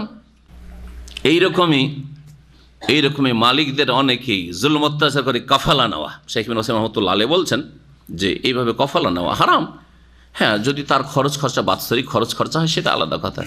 আর সরকার বলে তুমি কফালা খাওয়ার জন্য লোক ছেড়ে রাখো, আর এইভাবে তুমি জনপ্রতি আর তোমার অধীনে যারা কাজ করছে তাদের প্রত্যেকের পার হেড তুমি 500 টাকা করে বা 300 টাকা করে নাও, তো হারাম। তো যারা গ্রহণ করছে এগুলো বাতিল পন্থায় গ্রহণ করছে, স্বেচ্ছায় হয়তো অফার করছে, ও তো যথেষ্ট ইনকাম করছে, আর স্বেচ্ছা অফার করছে আমি এত টাকা দেবো আর করবো, কিন্তু মালিকের জন্য জায়েজ নয়। এক তো সরকারের আইন বিরোধী, সরকার বলছে যে তোমার কাছে যদি কাজ কর্মক্ষেত্র থাকে, কাজের ব্যবস্থা থাকে, আর যতজনের প্রয়োজন আছে ততটা ভিসা তুমি বের করো। এই জন্য ভিসার জন্য যখন অ্যাপ্লাই করা হয় তখন দেখবেন কত কড়াকড়ি করা হয়, যে যদি আপনি 10টা অ্যাপ্লাই করেন তো সেখানে 5টাও আসে না অনেক সময়, কারণ ও সরকার ভাবছে বা সরকার প্রতিনিধি ভাবছে যে 5টা দিলেই কাজ চলবে হয়তো। তারপরে এই কফালা আর হারাম খাওয়া, এইরকম বহু হারামের দিক রয়েছে। হারাম আর হারাম, অধিকাংশ লোকের রুজি আজকাল হারাম। এইরকমই স্টুডিওর ব্যবসা, ছবি তোলার ব্যবসা, কারোর প্রতি জুলুম করে আমার কাছে কাস্টমার আসছে আর একটা ছবিতে এত টাকা নিই, জায়েজ? হারাম। সেলুন ব্যবসা জায়েজ? চুল কাটলে তো জায়েজ হইতো, লেখা রাখেন যে বাস এখানে দাড়ি কাটা হয় না, যেমন মক্কার সেলুনগুলিতে, মক্কার হারামের আশেপাশে সেলুনগুলিতে লেখা আছে এখানে দাড়ি শেভ করা হয় না, লেখা আছে, আপনি লিখে দেন, আর তারপরে আপনি শুধু চুল কাটেন, মোচ কাটেন, যেগুলি অপ্রয়োজনীয় চুল সেগুলি কাটেন, এগুলি করেন, তাহলে জায়েজ আছে। কিন্তু আপনি দাড়ি শেভ করাবেন বা দাড়ি শেভ করবেন আর ওখান থেকে রুজি করবেন আর বলবেন যে হালাল, এই আয়াতের অন্তর, এটাও বাতিল পন্থায় ধন সম্পদ ভক্ষণ করা, রুজি হারাম। ইল্লা আন তাকুনা তিজারাতান আন তারাদি মিনকুম, তবে কখন হালাল হবে একজনের ধন আরেকজনের জন্য? আসল হচ্ছে যে আপনার ধন সম্পদ আমার জন্য হালাল নয়, আর আমার ধন সম্পদ আপনার জন্য হালাল নয়। এই পানিটা আমার, ঠিক আছে, আপনার জন্য হালাল নাই উদাহরণস্বরূপ, কিন্তু কখন হালাল হবে? তিজারাতান আন তারা, দুটো কথা আল্লাহ বলছে ব্যবসা হইতে হবে। তাহলে আপনি পয়সা দেন, এর দাম 1 রিয়াল বা আধা রিয়াল, ওইটা দিয়ে দেন আর নিয়ে যান। আমি আপনার পয়সা নিলে পয়সাটা আমার জন্য হালাল হয়ে গেল, আর আপনার জন্য পানিটা হালাল হয়ে গেল। 2 নম্বর শর্ত আন তারাদি মিনকুম, সম্মতি হইতে হবে। পানি আমারই প্রয়োজন, আমি বিক্রি করবো না, বলছেন না বিক্রি করতে হবে, জবরদস্তি চলবে না? চলবে না। যেমন আমাদের দেশে এক শ্রেণীর লোকের আছে, কারো মেয়ে পছন্দ হয়ে গেছে, তোমার মেয়ের বিয়ে দিতে হবে, আরে ভাই দেবো না তোমার সাথে, না দিতে হবে, না দিলে উঠিয়ে নিয়ে পালিয়ে যাবো। করছে না শয়তানরা? করছে না? হারাম। যেমন বিবাহের ক্ষেত্রে হারাম, তেমনই ধন সম্পদের ক্ষেত্রে হারাম। তোমার এই জমিটা বিক্রি করতে হবে। কেন? চা বাগানওয়ালারা করছে। সিলেট এলাকা আর ভারতের দার্জিলিং এলাকা, আসাম এলাকা, এসব এলাকা থেকে আমার কাছে সারা পৃথিবীতে পড়া আছে কোথায় কী হয় না হয়। বড় বড় যারা জমিদার লোক, অনেক জমি, তাদের 50 বিঘা 100 বিঘা 200 বিঘা 300 বিঘা জমি আছে, চায়ের বাগান করবে। একটা গরিবের 1 বিঘা 2 বিঘা জমি আছে, ওর আর ভাত নেই, ওকে আর বাস করতে দেবে না, জমি বিক্রি করবে না। জমি তো বিক্রি করবো না আমি। বলছে না, জমি তোকে বিক্রি করতেই হবে, জমি তোকে বিক্রি করতে বাধ্য, তুই বিক্রি করতে হবে। গায়ের জোরে জমি বিক্রি করিয়ে নিব ওর কাছে। জায়েজ তেজারা তো হইল, কিন্তু আন্তারাজিন সম্মতিক্রমে হইল না। একজন চাইছে, আরেকজন বলছেন না ভাই আমি বিক্রি করবো না, হারাম। আল্লাহ পাক রব্বুল আলামিন বলছেন ইয়া আইয়ুহাল্লাযীনা আমানু। বিস্তারিত ইনশাআল্লাহ এই বিষয়ের ওপর আলোচনা অন্য সময় করব। আজকে তাফসীর সংক্ষেপে করে যাই, এতটাই যথেষ্ট। হে মুমিন সকল, লা তাকুলু আমওয়ালাকুম বাইনাকুম, তোমরা তোমাদের ধন সম্পদ, পরস্পরের ধন সম্পদ ভক্ষণ করিও না, একে অপরের ধন সম্পদ ভক্ষণ করিও না অন্যায়ভাবে, বাতিল পন্থায়। ইল্লান তাকুনা তিজারা, তবে তা যদি ব্যবসা হয়, আনতারাজিম মিনকুম, তোমাদের পরস্পরের সম্মতিক্রমে, পরস্পরের দুই পক্ষের সম্মতিক্রমে। ওয়ালা তাকতুলু আনফুসাকুম, এবং তোমরা একে অপরকে হত্যা করিও না, একে অপরকে হত্যা করিও না। এই ওয়ালা তাকতুলু আনফুসাকুমের 3টি অর্থ হইতে পারে, শুনে রাখেন, 3টাই ঠিক। এক হচ্ছে যে তোমরা একে অপরকে খুন করিও না, একজন মুসলিম বা একজন মানুষ আর এক মানুষকে হত্যা করবে না। ইল্লা বিল হক, আল্লাহ বলেছেন অন্য জায়গায়, ওয়ালা তাকতুলুন নাফসাল্লাতী হারামাল্লাহ ইল্লা, নাই সঙ্গত হলে। নাই সঙ্গত কখন হবে? 3টি ক্ষেত্র নবী করিম সাল্লাল্লাহু আলাইহি ওয়াসাল্লাম বলেছেন। জি, খুনের শাস্তি, বিবাহিতের জেনার শাস্তি, আর ইসলামী ইসলাম থেকে মুরতাদ হওয়ার শাস্তি। আর এই শাস্তিগুলোকে কায়েম করবে সরকার, যে শাসক হবে তার উপর ফরজ, জনগণের উপর ফরজ না, আর কোনো আলেম হাজি গাজির উপর ফরজ না। আর সামাজিক বিচার এগুলো করা যাবে না, এগুলো সরকার করবে, সরকারের উপর ফরজ। এই একটা যে একে অপরকে খুন করা।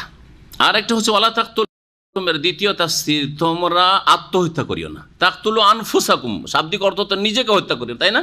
আনফুসাকুম মানে কি? নিজেকে।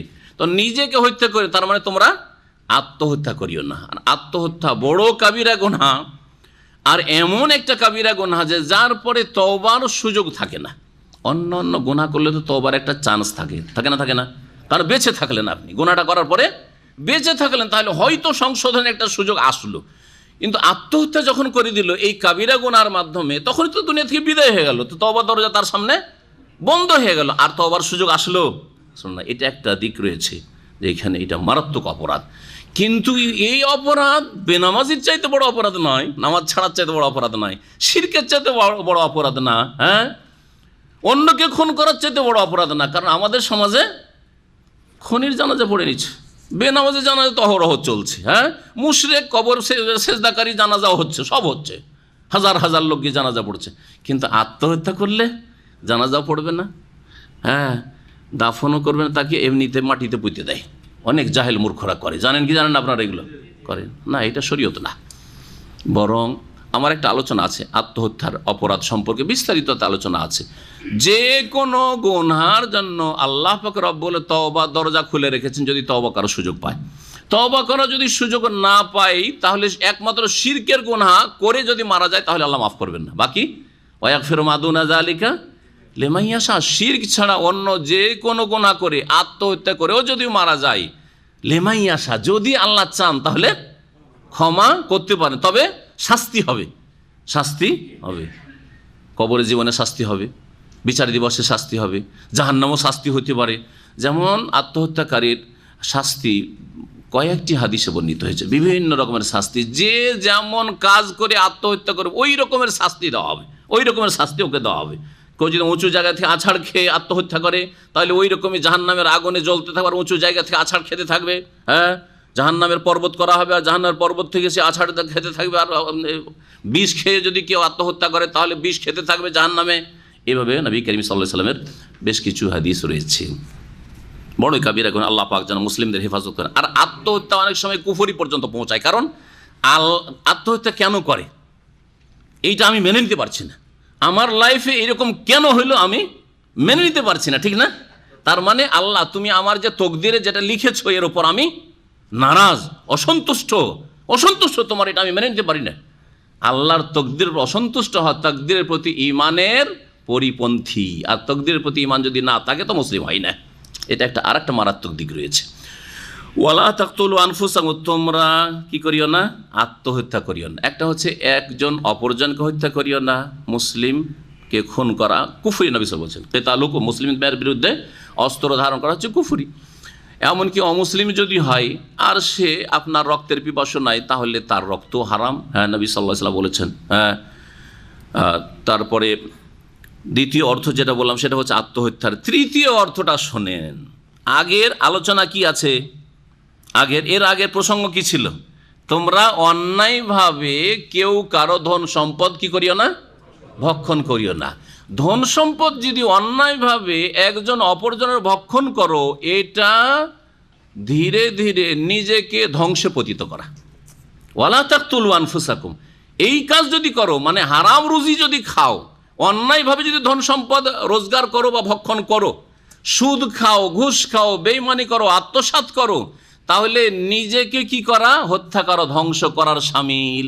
এইভাবে তোমার ভবিষ্যৎ ধ্বংস হয়ে যাবে, তোমার ছেলে মেয়েদের ভবিষ্যৎ ধ্বংস হয়ে যাবে। জি হ্যাঁ, এটা হচ্ছে এর অর্থ। হবে না? বুঝে দেখুন বিষয়টা।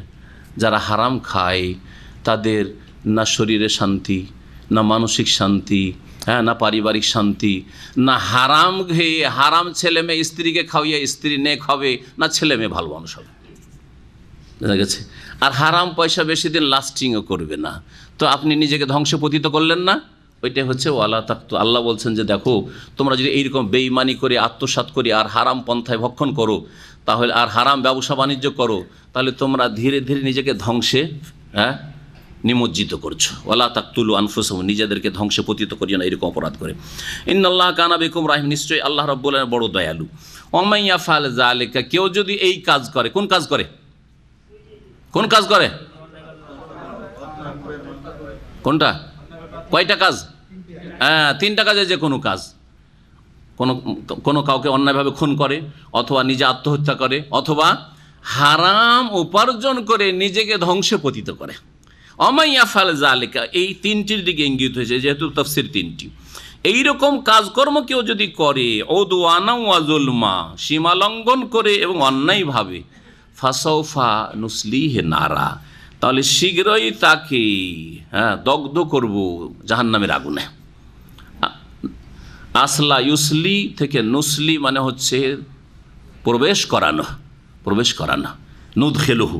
জি, ফাসাউফা নুসলিহি নারা, দগ্ধ করব আমি কিসে? জাহান্নামের আগুনে। ওয়া কানা যালিকা আলাল্লাহি ইয়াসির, আল্লাহর জন্য এটা হচ্ছে সহজ।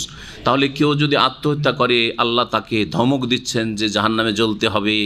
কেউ যদি কোনো মুসলিমকে, কোনো মানুষকে অন্যায়ভাবে খুন করে, তাহলে তাকে জাহান্নামে জ্বলতে হবে। আর যদি কেউ হারাম উপার্জন করে, তাহলে তাকে কি হবে? নিজেকে ধ্বংসপতিত করলো, সুতরাং জাহান্নামে জ্বলতে হবে। আল্লাহ পাক তারপরে তার রহমতের কথা বর্ণনা করছেন। মানুষের গুনাহ হয় 2 রকম, কাবিরা গুনাহ মানে বড় বড় গুনাহ, আর সাগিরা গুনাহ মানে ছোট গুনাহ। কাবিরা গুনাহ কোনগুলি? কাবিরার কথা এখানে আলোচনা হয়েছে। আল্লাহ পাক রব্বুল আলামিন কাবিরা বলেছেন, তার মানে কাবিরা যখন বলেছেন, তাহলে সাগিরা ছোট গুনাহ আছে, তাই না? কাবিরা গুনাহর সংখ্যা 70-এর বেশি, 70-এর বেশি। কাবিরা গুনাহর উপর কয়েকটি কিতাব লেখা হয়েছে আরবিতে, যেগুলির অনুবাদ হয়েছে। তার মধ্যে সবচেয়ে প্রসিদ্ধ কিতাব ইমাম যাহাবী রহমতুল্লাহ আলাইহির, বড় একজন মুহাদ্দিস, তার কিতাব কিতাবুল কাবায়ের। আর শাইখুল ইসলাম আহমদ আব্দুল্লাহ রহমতুল্লাহ একটি কিতাব রয়েছে আল কাবায়েরের উপর। এই কিতাবগুলি বাংলায় অনুবাদ হয়েছে, পড়ে নিতে পারেন। আরবিতে রয়েছে, বিভিন্ন ভাষায় রয়েছে। আল্লাহ পাক বলছেন, ইন তাজতানিবু কাবায়েরা মা তুনহাউনা আনহু, তোমরা যদি বেঁচে থাকো, ইন তাজতানিবু মানে যদি তোমরা বেঁচে থাকো, কাবায়েরা মা তুনহাউনা আনহু, যা তোমাদের জন্য নিষিদ্ধ করা হয়েছে, মা তুনহাউনা, যা তোমাদের নিষিদ্ধ করা হয়েছে, তা থেকে যেগুলি বড় গুনাহ, কাবিরা গুনাহ, বড় অপরাধ, সেগুলি থেকে। তাহলে কি করব? নুকাফির আনকুম সাইয়্যাতিকুম, তাহলে তোমাদের ছোট ছোট পাপগুলিকে আমি মোচন করে দেব। সাগিরা গুনাহগুলিকে আল্লাহ কি করে দেবেন? মাফ করে দেবেন। বড় গুনাহ থেকে বাঁচলেই এর বেনিফিট হচ্ছে যে সাগিরা গুনাহ, ছোট গুনাহগুলিকে আল্লাহ কি করবেন? মাফ করে দেবেন। যদি আপনি বড় গুনাহ শিরক থেকে বেঁচে থাকেন, বড় গুনাহ খুন করা থেকে বেঁচে আছেন, বড় গুনাহ জেনা থেকে বেঁচে আছেন, বড় গুনাহ হচ্ছে নামাজ ছাড়া, ফরজ নামাজ ছাড়া থেকে বেঁচে আছে, 5 ওয়াক্ত নামাজ কায়েম করেন আপনি। হ্যাঁ, বড় গুনাহ হচ্ছে জাকাতে ঘাটতি করা, জাকাত পুরোপুরি দিচ্ছেন, পয়সা আছে। বড় গুনাহ হচ্ছে রোজা ছাড়া, রোজা কোনো ঘাটতি করেন না, পুরো রোজা রাখেন, ঠিক আছে না, ইত্যাদি ইত্যাদি। এইভাবে যদি আপনি কাবিরা গুনাহ থেকে বেঁচে থাকেন, ফরজ অজেব ত্যাগ করা, ফরজ অজেবে ঘাটতি করা হচ্ছে কাবিরা গুনাহ, আর হারাম নাজায়েজ কাজে লিপ্ত হওয়া হচ্ছে কাবিরা গুনাহ। কাবিরার সংজ্ঞা কি?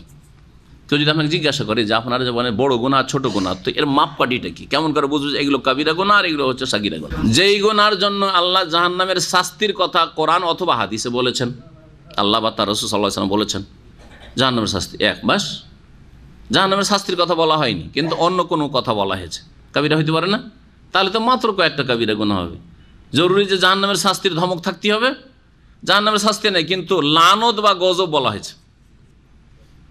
হ্যাঁ, আল্লাহ লানত রয়েছে, লান আল্লাহ রাশি অল মুরতাশি, ঘুষখোর, যে ঘুষ দেবে ঘুষ নেবে তারপর লানত হয়েছে, তো ঘুষ খাওয়া কাবিরা গুনাহ নয়? হ্যাঁ, লানাতুল্লাহ আলাল কাযিবিন, মিথ্যুকের উপর আল্লাহর লানত। হ্যাঁ, ঠিক না, লানত রয়েছে, হয় জাহান্নামের শাসানি রয়েছে, অথবা লানত বা গজবের কথা রয়েছে, অথবা শরীয়তের গজব তো বললাম, অথবা আর একটা দিক রয়েছে। ইসলামে এই রকম অপরাধের জন্য কোনো দণ্ডবিধান সুনির্ধারিত রয়েছে। চোরের হাত কাটা, মদ পান করলে তার জন্য শাস্তি রয়েছে, মিথ্যা অপবাদ দিলে শাস্তি দণ্ডবিধান রয়েছে, ইত্যাদি। এগুলো হচ্ছে কাবিরা গুনাহ। আল্লাহ পাক রব্বুল আলামিন বলছেন যে কাবিরা গুনাহগুলি নিষিদ্ধর মধ্যে 2 রকম, নিষিদ্ধ হচ্ছে কাবিরা আর সাগিরা। কাবিরাগুলিতে যে বেঁচে থাকো তাহলে সাগিরাগুলি মাফ করে দেবো। একটি হাদিস শুধু বলি, তার এতে আপনার পুরো সব ক্ষেত্রে ইঙ্গিত হয়ে যাবে। নবী সাল্লাল্লাহু আলাইহি ওয়াসাল্লাম বলছেন আসসালাওয়াতুল খামস, 5 ওয়াক্ত নামাজ যদি কেউ পড়ে তার নামাজ ঠিক আছে, তাই না? ওয়াল জুমাতু ইলাল জুমা, আর প্রত্যেকটা জুমা পড়লো, বিনা ওযরে কোনো জুমা ছাড়লো না। আর রমজান ইলা রমজান, আর প্রত্যেক রমজানের ইবাদত ঠিক রাখলো, মানে ফরজ রোজা কমপক্ষে ঠিক রাখলো। মুকাফফিরাতুন লিমা বাইনাহুন্না, এর মাঝের যে গুনাহগুলি হবে সেগুলির জন্য মোচনকারী হবে। মুকাফফিরা, এখানে এসে মুকাফফির আর ওখানে মুকাফফিরা এসে না, একই শব্দ। মুকাফফিরাতুন লিমা বাইনা, এই 1 বছরের মধ্যে যে গুনাহগুলি হইলো সেগুলির কাফারা হয়ে যাবে, মোচন হয়ে যাবে। কি শর্ত? ইজাজতুনিবাতিল কাবায়ির, শর্ত হচ্ছে যদি কাবিরা থেকে বেঁচে থাকা হয়, বড় গুনাহগুলি থেকে বেঁচে থাকা হয়, তাহলে বোঝা গেল নামাজের মাধ্যমেই সাগিরা গুনাহ মাফ হচ্ছে। আর নেগেটিভ যে কাবিরা গুনাহগুলি, খুন করিও না, জেনা করিও না, মদ খেও না, হারাম খেও না ইত্যাদি, এই করিও না, সেই করিও না, মাতা পিতার অবাধ্য হইও না, সবগুলো নেগেটিভ থেকে বেঁচে আছেন, আর পজিটিভগুলি করছেন, আপনি ফরজ আদায় করছেন। তাহলে সাগিরা গুনাহ যদি হয় তাহলে সেগুলি কী হয়ে যাবে? মাফ হয়ে যাবে, মোচন হয়ে যাবে। আল্লাহু আকবার, আল্লাহ পাকের কত রহমত। যারা এইরকম মেলা নেক আমল করে, বেশ কিছু ফরজ আমল দিয়ে সাগিরা গুনাহ মাফ হয়ে যাচ্ছে, তারপরে বেশ কিছু সুন্নত মুস্তাহাব আমল আছে সেগুলি দিয়ে সাগিরা গুনাহ মাফ হয়। উযু করলে সাগিরা গুনাহ মাফ হয় না? হয় না? এইরকম মেলা নেক আমল আছে, অমুক তসবিহটা পড়লে, অমুক দোয়াটা পড়লে, অমুক ইস্তেগফারটা পড়লে এরকম গুনাহ মাফ হয়, আছে না নেই? এগুলো সুন্নত মুস্তাহাব নফল কাজ।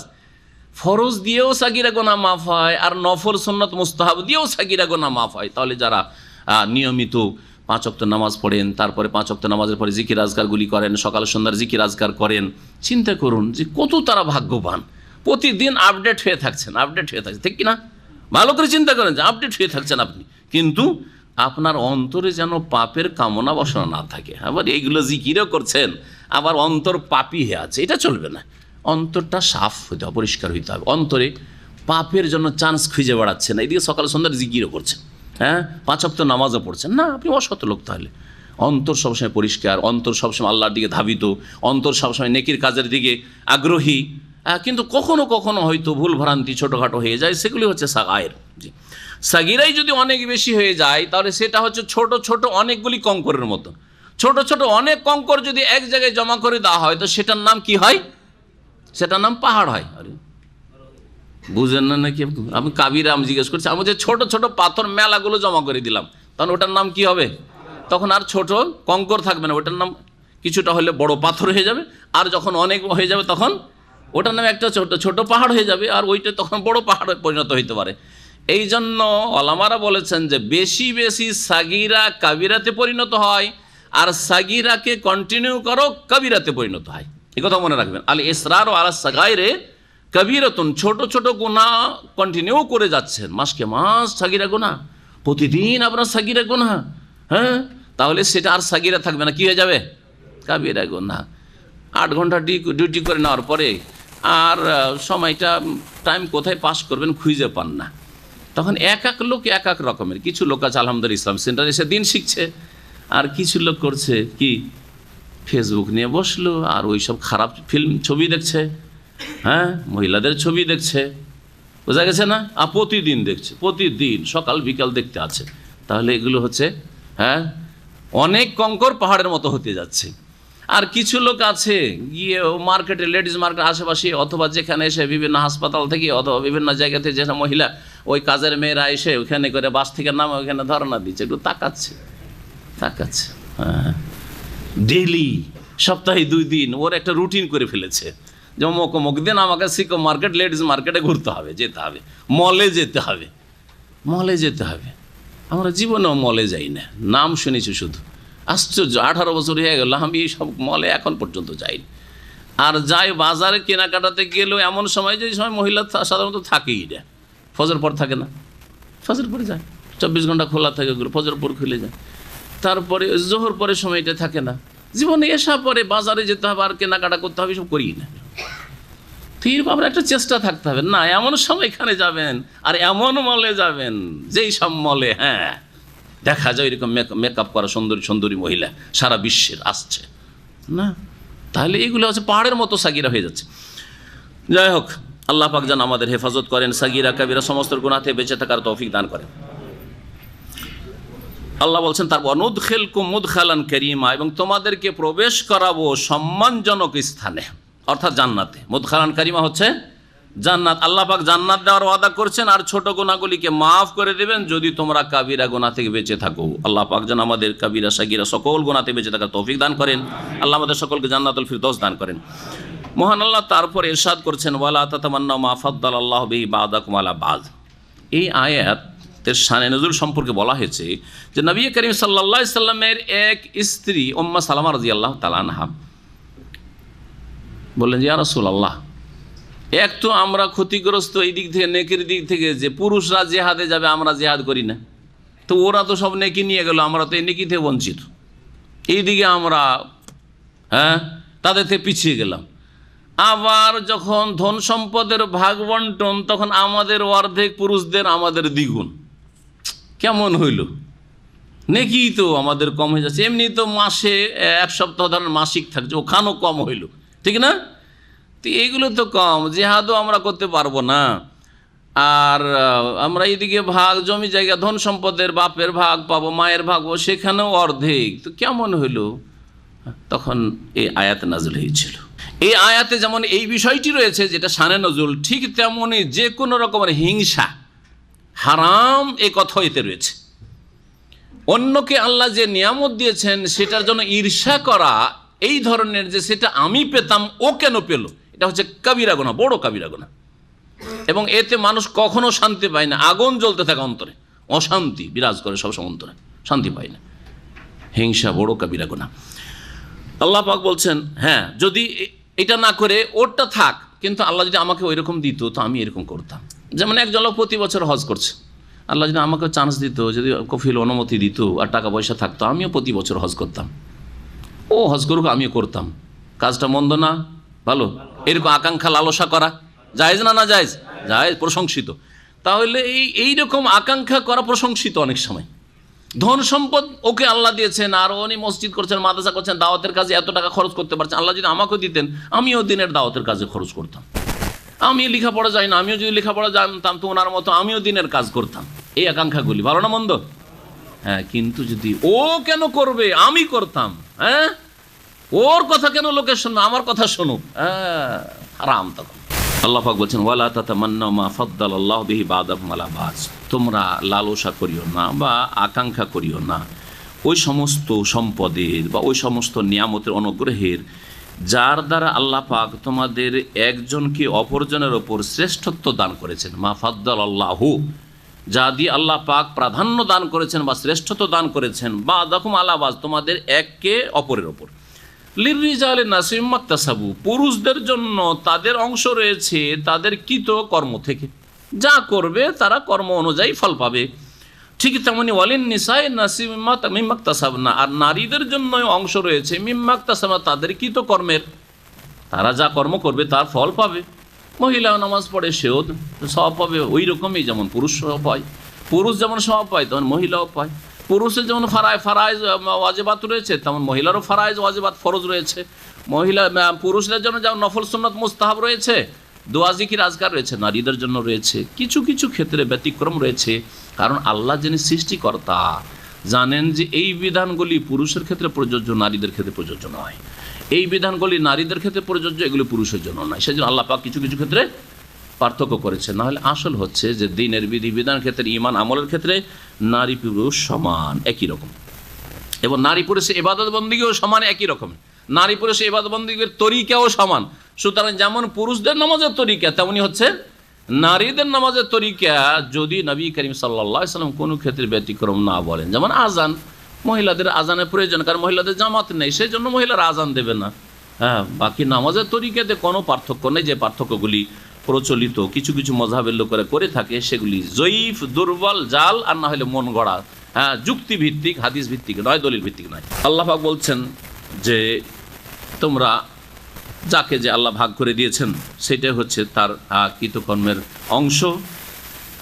ওয়াসআলুল্লাহ মিন ফাদলি, হ্যাঁ, তোমাদের যদি কাউকে কম দেওয়া হয়েছে মনে করছো আমি পাইনি সে পেয়েছে, তাহলে আল্লাহর কাছে তোমরা চাও ভালো পন্থায়।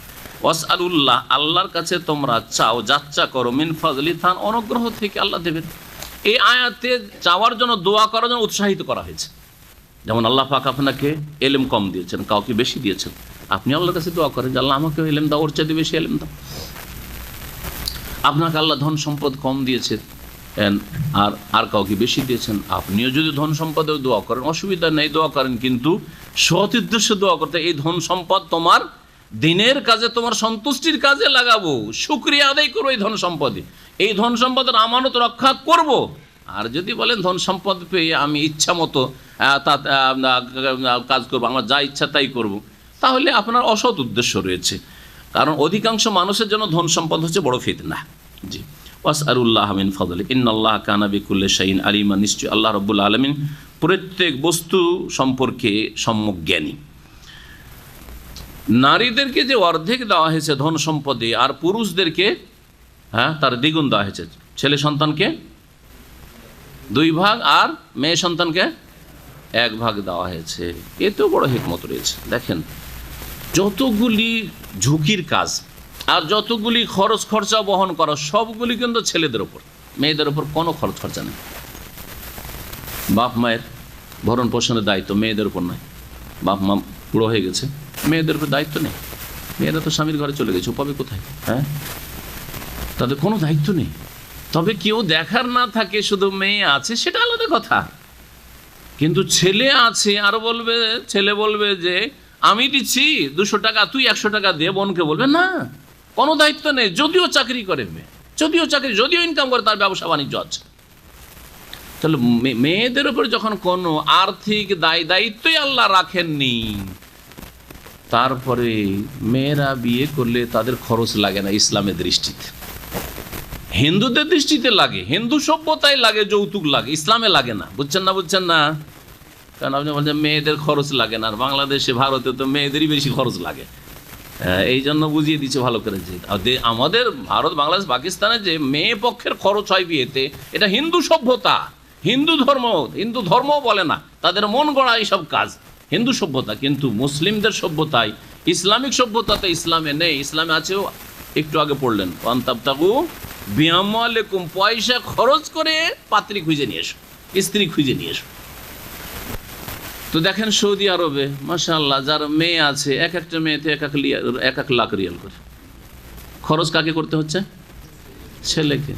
ছেলেকে বিয়ে করার আগে তাকে 1 লাখ রিয়াল মোহর প্রস্তুত করতে হবে। বাসা খুঁজতে হবে কাকে? তো মহিলাকে, হ্যাঁ, ছেলেকে বাসা খুঁজতে, বাসা রেডি করতে হবে, তাই না? তারপরে আসার পর যে ডেইলি খরচ শুরু হইলো, খাওয়া দাওয়া, হ্যাঁ, কাকে খরচ করতে হবে? চিকিৎসা কাকে করতে হবে? ছেলেকে, ওই স্বামীকে করতে হচ্ছে। ছেলে মেয়ে হলো তাদের খরচ খরচা, ডেলিভারি খরচ কাকে? 50-50। এটা পশ্চিমা সভ্যতা। যারা সভ্যতায় বলে নারী অধিকার, নারী অধিকার, সমান অধিকার, সমান অধিকার, এরা এত বড় বেঈমান যে আমাদের বেশ কিছু প্রফেসররা যারা ইউরোপ আমেরিকা ঘুরে এসছে বলছে সুবহানাল্লাহ, বয়ফ্রেন্ড গার্লফ্রেন্ড গিয়ে হোটেলে বসলে বিল দেওয়ার ক্ষেত্রে ভাগাভাগি, আজকে আমি দিলাম কালকে তুই, হ্যাঁ কালকে তুই দিয়েছিস আজকে আমি দিলাম, ভাগাভাগি। ইসলাম সারা জীবন প্রতিদিন যদি স্ত্রীকে আপনি হোটেলে এনে খান তবুও প্রতিদিন বিল কাকে দিতে হবে? স্বামীকে দিতে হবে। আপনার স্ত্রী চাকরি করে, বলতে পারবেন যে একদিন তুমি বিল দাও, তুমিও চাকরি করছো আমিও চাকরি করছি, তুমি বিল দাও, বলতে পারবেন? না, নাজায়েজ বলা আপনার জন্য। সে স্বেচ্ছায় দিবে সেটা আলাদা কথা, দেবে না দিবে সেটা আলাদা। না দিলে সামান্যতম অন্তরে কষ্ট নেওয়া এটাও জায়েজ নয় আপনার জন্য। যারে এত টাকা আমার স্ত্রী ইনকাম করে বা এত টাকা পয়সা তার বাপের বাড়ি থেকে পেয়েছে আর সংসারে কিছুই খরচ করেন না, কোনো কষ্ট নেওয়ার অধিকার আপনার নেই, কোনো অধিকার আপনার নেই। ভালো করে শুনে রাখা, এটা হচ্ছে ইসলাম। এই সম্মান দিয়েছে নারীদেরকে।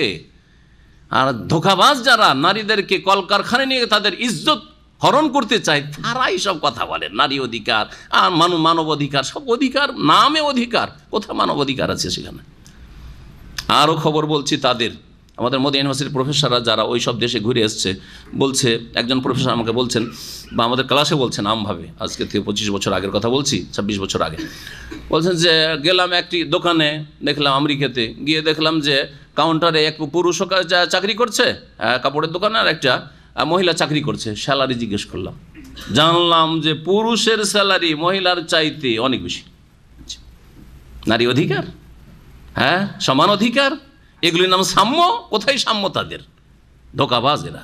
আল্লাহ রাব্বুল আলামিন ইন্নাল্লাহ কানা বিকুল্লি শাইইন আলিমা। হ্যাঁ বলছিলাম যে নারীদেরকে যে অর্ধেক দেওয়া হয়েছে, ভালো করে চিন্তা করে দেখেন, এটাই তাদের জন্য অনেক বেশি।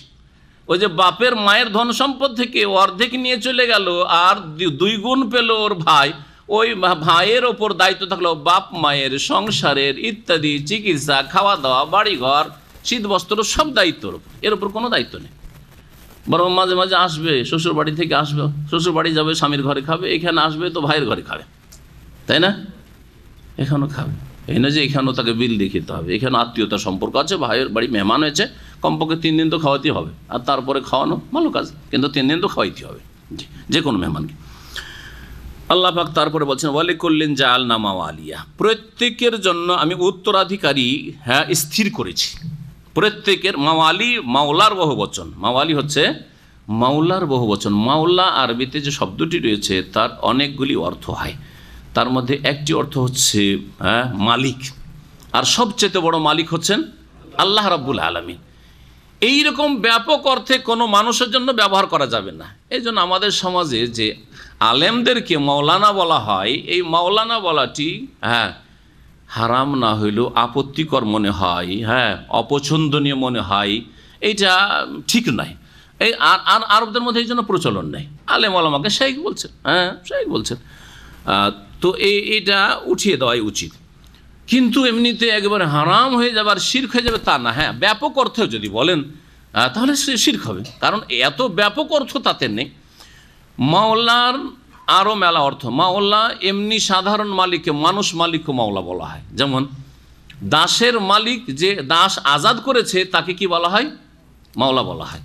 এমনকি যেই কৃত দাসকে স্বাধীন করা হয়েছে সেটাও মাওলা, স্বাধীন হয়ে গেছে, এতদিন গোলাম ছিল এখন কি হয়েছে?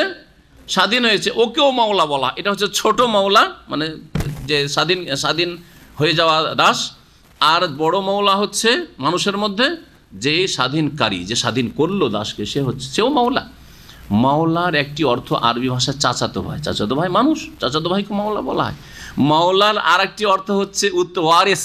ওয়ারিস আরবিতে ওয়ারিস মানে উত্তরাধিকারী। এখানে এই ওয়ারিসের অর্থে রয়েছে ওয়ালিকুল্লিন জাআলনা মাওয়ালিয়া, প্রত্যেক মানুষের জন্য স্থির করেছি উত্তরাধিকারী। প্রত্যেক মানুষ মারা গেলে তার কেউ না কেউ কি আছে? ওয়ারিসিন, উত্তরাধিকারী আছে। তার ধন সম্পদ ভাগে পাবে এমন কিছু লোক আছে, কাছের না থাক দূরের আছে, ওদেরকেই দিতে হবে। যেমন নবী করিম সাল্লাল্লাহু আলাইহি ওয়াসাল্লাম বলছেন ইন্নাল্লাহা কাদ আতা কুল্লা যি হাক্কিন হাক্কা, আল্লাহ পাক রব্বুল প্রত্যেক পাওনাদারকে পাওনা দিয়ে দিয়েছেন, হকদারকে হক দিয়ে দিয়েছেন, মানে তাদের জন্য স্থির করে দিয়েছেন এত পাবে এত পাবে। ফালা ওয়াসিয়াতা লিওয়ারিসিন, সুতরাং কোনো উত্তরাধিকারী ওয়ারিসের জন্য ওসিয়ত নেই যে আমার 5টা ছেলে রে, বড় ছেলেটাকে 2 বিঘা জমি বেশি দিবি, ছোট ছেলেকে ওইটা আদরের ছেলে ওকে এইটা দিয়ে দিবি, ওইটা দিয়ে দিবি, ভিটামাটি দিয়ে দিবি, না এইরকম নেই। ভাগ সমানভাবে ভাগ করবে, তাহলে বাপ মায়ের ধন সম্পদ সমানভাবে ভাগ করবে, কম বেশি করা যাবে না। ফালা ওয়াসিয়াত, ওসিয়ত চলবে না ওয়ারিসিনদের জন্য। আল্লাহ পাক হক দিয়েছেন, এই কথাই এখানে বলছেন। কিসে থেকে হক? মিম্মা তারাকাল ওয়ালিদান, যা মাতা পিতা আর পরিত্যক্ত তা থেকে, মাতা পিতার যে পরিত্যক্ত ধন তাতে ওয়ারিস বানিয়েছে, উত্তরাধিকারী বানিয়েছেন আল্লাহ রাব্বুল ওয়াল আকরাবুন, আর আত্মীয় স্বজনরা যা ছেড়ে যায়, ভাই বেরাদর, তাতেও ওয়ারিসিন উত্তরাধিকারী আল্লাহ পাক স্থির করেছেন। ওয়াল্লাযিনা আকাদাত আইমানুকুম, আর যাদের সাথে তোমরা চুক্তিতে আবদ্ধ হয়েছো, যাদের সাথে চুক্তিতে আবদ্ধ হয়েছো, ফাতুহুম নাসিবাহুম, তাদেরকে তাদের অংশ দিয়ে দিও। কারা তারা? এটা বুঝতে হবে। এক তো বাপ মা ছেড়ে গেলে ছেলে মেয়েরা ভাগ পাবে, আত্মীয় স্বজন, হ্যাঁ ভাই মারা গেছে তাহলে আর ভাইরা যা আছে বোনেরা আছে ওরা পাবে, যে যারা পায়। মিরাসের আয়াতগুলি তাফসীর হয়েছে। এখন ওয়াল্লাযিনা আকাদাত আইমানুকুম, যাদের সাথে তোমরা চুক্তিতে আবদ্ধ হয়েছে, এরা কারা? এ সম্পর্কে বিভিন্ন তাফসীর রয়েছে, তার মধ্যে প্রসিদ্ধ তাফসীর যেটা, সেই তাফসীরে এই আয়াতটি রহিত হয়ে গেছে। সেটা ছিল নবী সাল্লাল্লাহু আলাইহি ওয়াসাল্লাম যখন মদিনায় হিজরত করে আসলেন, তার সাথে মুহাজিরিন মক্কার লোকেরা হিজরত করে আসলেন, তাই না? আসার পরে এক মুহাজির এক আনসার, এই দুইজনে মুওয়াখাত যেটাকে বলে, ভ্রাতৃত্ব স্থাপন, বন্ধুত্ব, দোস্তি কায়েম করে দেওয়া, এই কাজটি রাসূলুল্লাহ সাল্লাল্লাহু আলাইহি ওয়াসাল্লাম করেছিলেন। জানা আছে কারো ইতিহাস, ভ্রাতৃত্ব স্থাপন যেটাকে মুওয়াখাত বলা হয়, যে অমুক মুহাজির অমুক আনসারীর ভাই, অমুক মুহাজির অমুক আনসারীর ভাই, অমুক মুহাজির অমুক আনসারীর ভাই। আর প্রথম দিকে শুরু ইসলামী বিধান ছিল, এই মুহাজির যদি মারা যায় আর ওর ধন সম্পদ থেকে যায়, তাহলে ওতে ভাগ পাবে কে? ওই আনসারি, তার দোস্ত যে ভাই আছে ও পাবে। আনসারি যদি আগে মারা যায় আর ও মুহাজির বেঁচে থাকে, তো ওই আনসারির সাথে রক্তের আত্মীয়তা থাক আর না থাক, সে ধন সম্পদে ভাগ পাবে। এটা ছিল ওয়াল্লাযিনা আকাদাত আইমানুকুম, যাদের সাথে তোমরা চুক্তিতে আবদ্ধ হয়েছো, মানে এই যে হিলফ মাহালিফ চুক্তি হয়েছে, ভ্রাতৃত্বের চুক্তি, ভ্রাতৃত্বের বন্ধন হয়েছে। ফাআতুহুম নাসিবাহুম, তাদেরকে তাদের অংশ দিয়ে দাও, এটা প্রথমে ছিল। পরে কি করা হয়েছে? মনসুখ, রহিত করে দেওয়া হয়েছে সূরা আনফালের আয়াত দিয়ে। সূরা আনফালের তাফসীরে শেষ দিয়ে আয়াত রয়েছে, শেষের আয়াত, ওয়া উলুল আরহামে বা'দুহুম আওলা বিবা'দিন ফি কিতাবিল্লাহ। সূরা আনফাল খুলে দেখতে পারেন যদি কোরআন কারোর কাছে তাড়াতাড়ি। ওয়া উলুল আরহামে বা'দুহুম আওলা বিবা'দিন ফি কিতাবিল্লাহ, আল্লাহর বিধানে আত্মীয়রা, উলুল আরহাম যাদের সাথে আত্মীয়তার সম্পর্ক আছে, এরা হচ্ছে অধিক নিকটবর্তী একজন অপরজনের, অন্যের তুলনায়। অর্থাৎ নিজের আত্মীয়রা থাকতে, যাদের সাথে বন্ধুত্বের ভিত্তিতে সম্পর্ক কায়েম হয়েছে, তারা ধন সম্পদের ভাগ পাবে না। এই আয়াত দিয়ে আয়াতকে রহিত করা হয়েছে। এটা একটি তাফসীর। তাহলে এই আয়াতকে কি বলবো? মনসুখ, রহিতকৃত। আর ওই আয়াত হচ্ছে নাসিখ সূরা আনফালের। দ্বিতীয় তাফসীর হচ্ছে যে এখানে আল্লাহ ফাতুহুম নাসিবাহুম মানে ধন সম্পদ দিতে বলেনি। কি দিতে হবে? যখন তোমাদের মাঝে দোস্তি, আত্মীয়তা, এই আত্মীয়তাটা গড়ে উঠেছে, তখন তাদেরকে সাহায্য করো, সহযোগিতা করো, তাদের পাশে দাঁড়াও, তাদের সুখে দুঃখে তাদের খোঁজ খবর নিও ইত্যাদি। এটা আর এটা কায়েম আছে কিয়ামত পর্যন্ত। যদি কোনো সম্প্রদায়ের সাথে অথবা কোনো ব্যক্তির সাথে চুক্তি হয় যে দেখেন, আমি যদি মুসিবতে পড়ি তাহলে আপনি হেল্প করবেন, আর আপনি যদি মুসিবতে পড়েন তাহলে আমি হেল্প করব, এইরকম যদি চুক্তি থাকার, এর ভিত্তিতে আমাদের আপনাদের সাথে বা আমার আপনার সাথে একটা দোস্তি বা বন্ধুত্ব, একটা ভ্রাতৃত্ব স্থাপন করলাম, তাহলে সাহায্য, সহযোগিতা আর পাশে দাঁড়ানোর এই হক বা অংশ দিতে হবে, একজন অপরজনকে দেবে। এই কথা এখানে রয়েছে। আল্লাহ পাক বলছেন ওয়াল্লাযিনা আকাদাত আইমানুকুম ফাআতুহুম নাসিবা ইন্নাল্লাহা কানা আলা কুল্লি শাইইন শাহিদা, নিশ্চয় আল্লাহ রাব্বুল আলামিন প্রত্যেক বস্তুর প্রত্যক্ষদর্শী। আল্লাহ পাক সব কিছুই দেখেন এবং শোনেন। সময় অনেক হয়ে গেছে, এখানেই আজকের আলোচনা শেষ করছি। আগামী সপ্তাহে ইনশাআল্লাহ তাআলা তাফসীর হবে আয়াত নম্বর 34 থেকে, তাই না? 33 পর্যন্ত আজকে আমরা ক্ষান্ত করলাম। আয়াত নম্বর 34 থেকে ইনশাআল্লাহ তাআলা আগামী সপ্তাহে তাফসীর হবে ইনশাআল্লাহ। ওয়া সাল্লাল্লাহু আলা নবিয়িনা মুহাম্মদ ওয়া আলা আলিহি ওয়া সাহবিহি।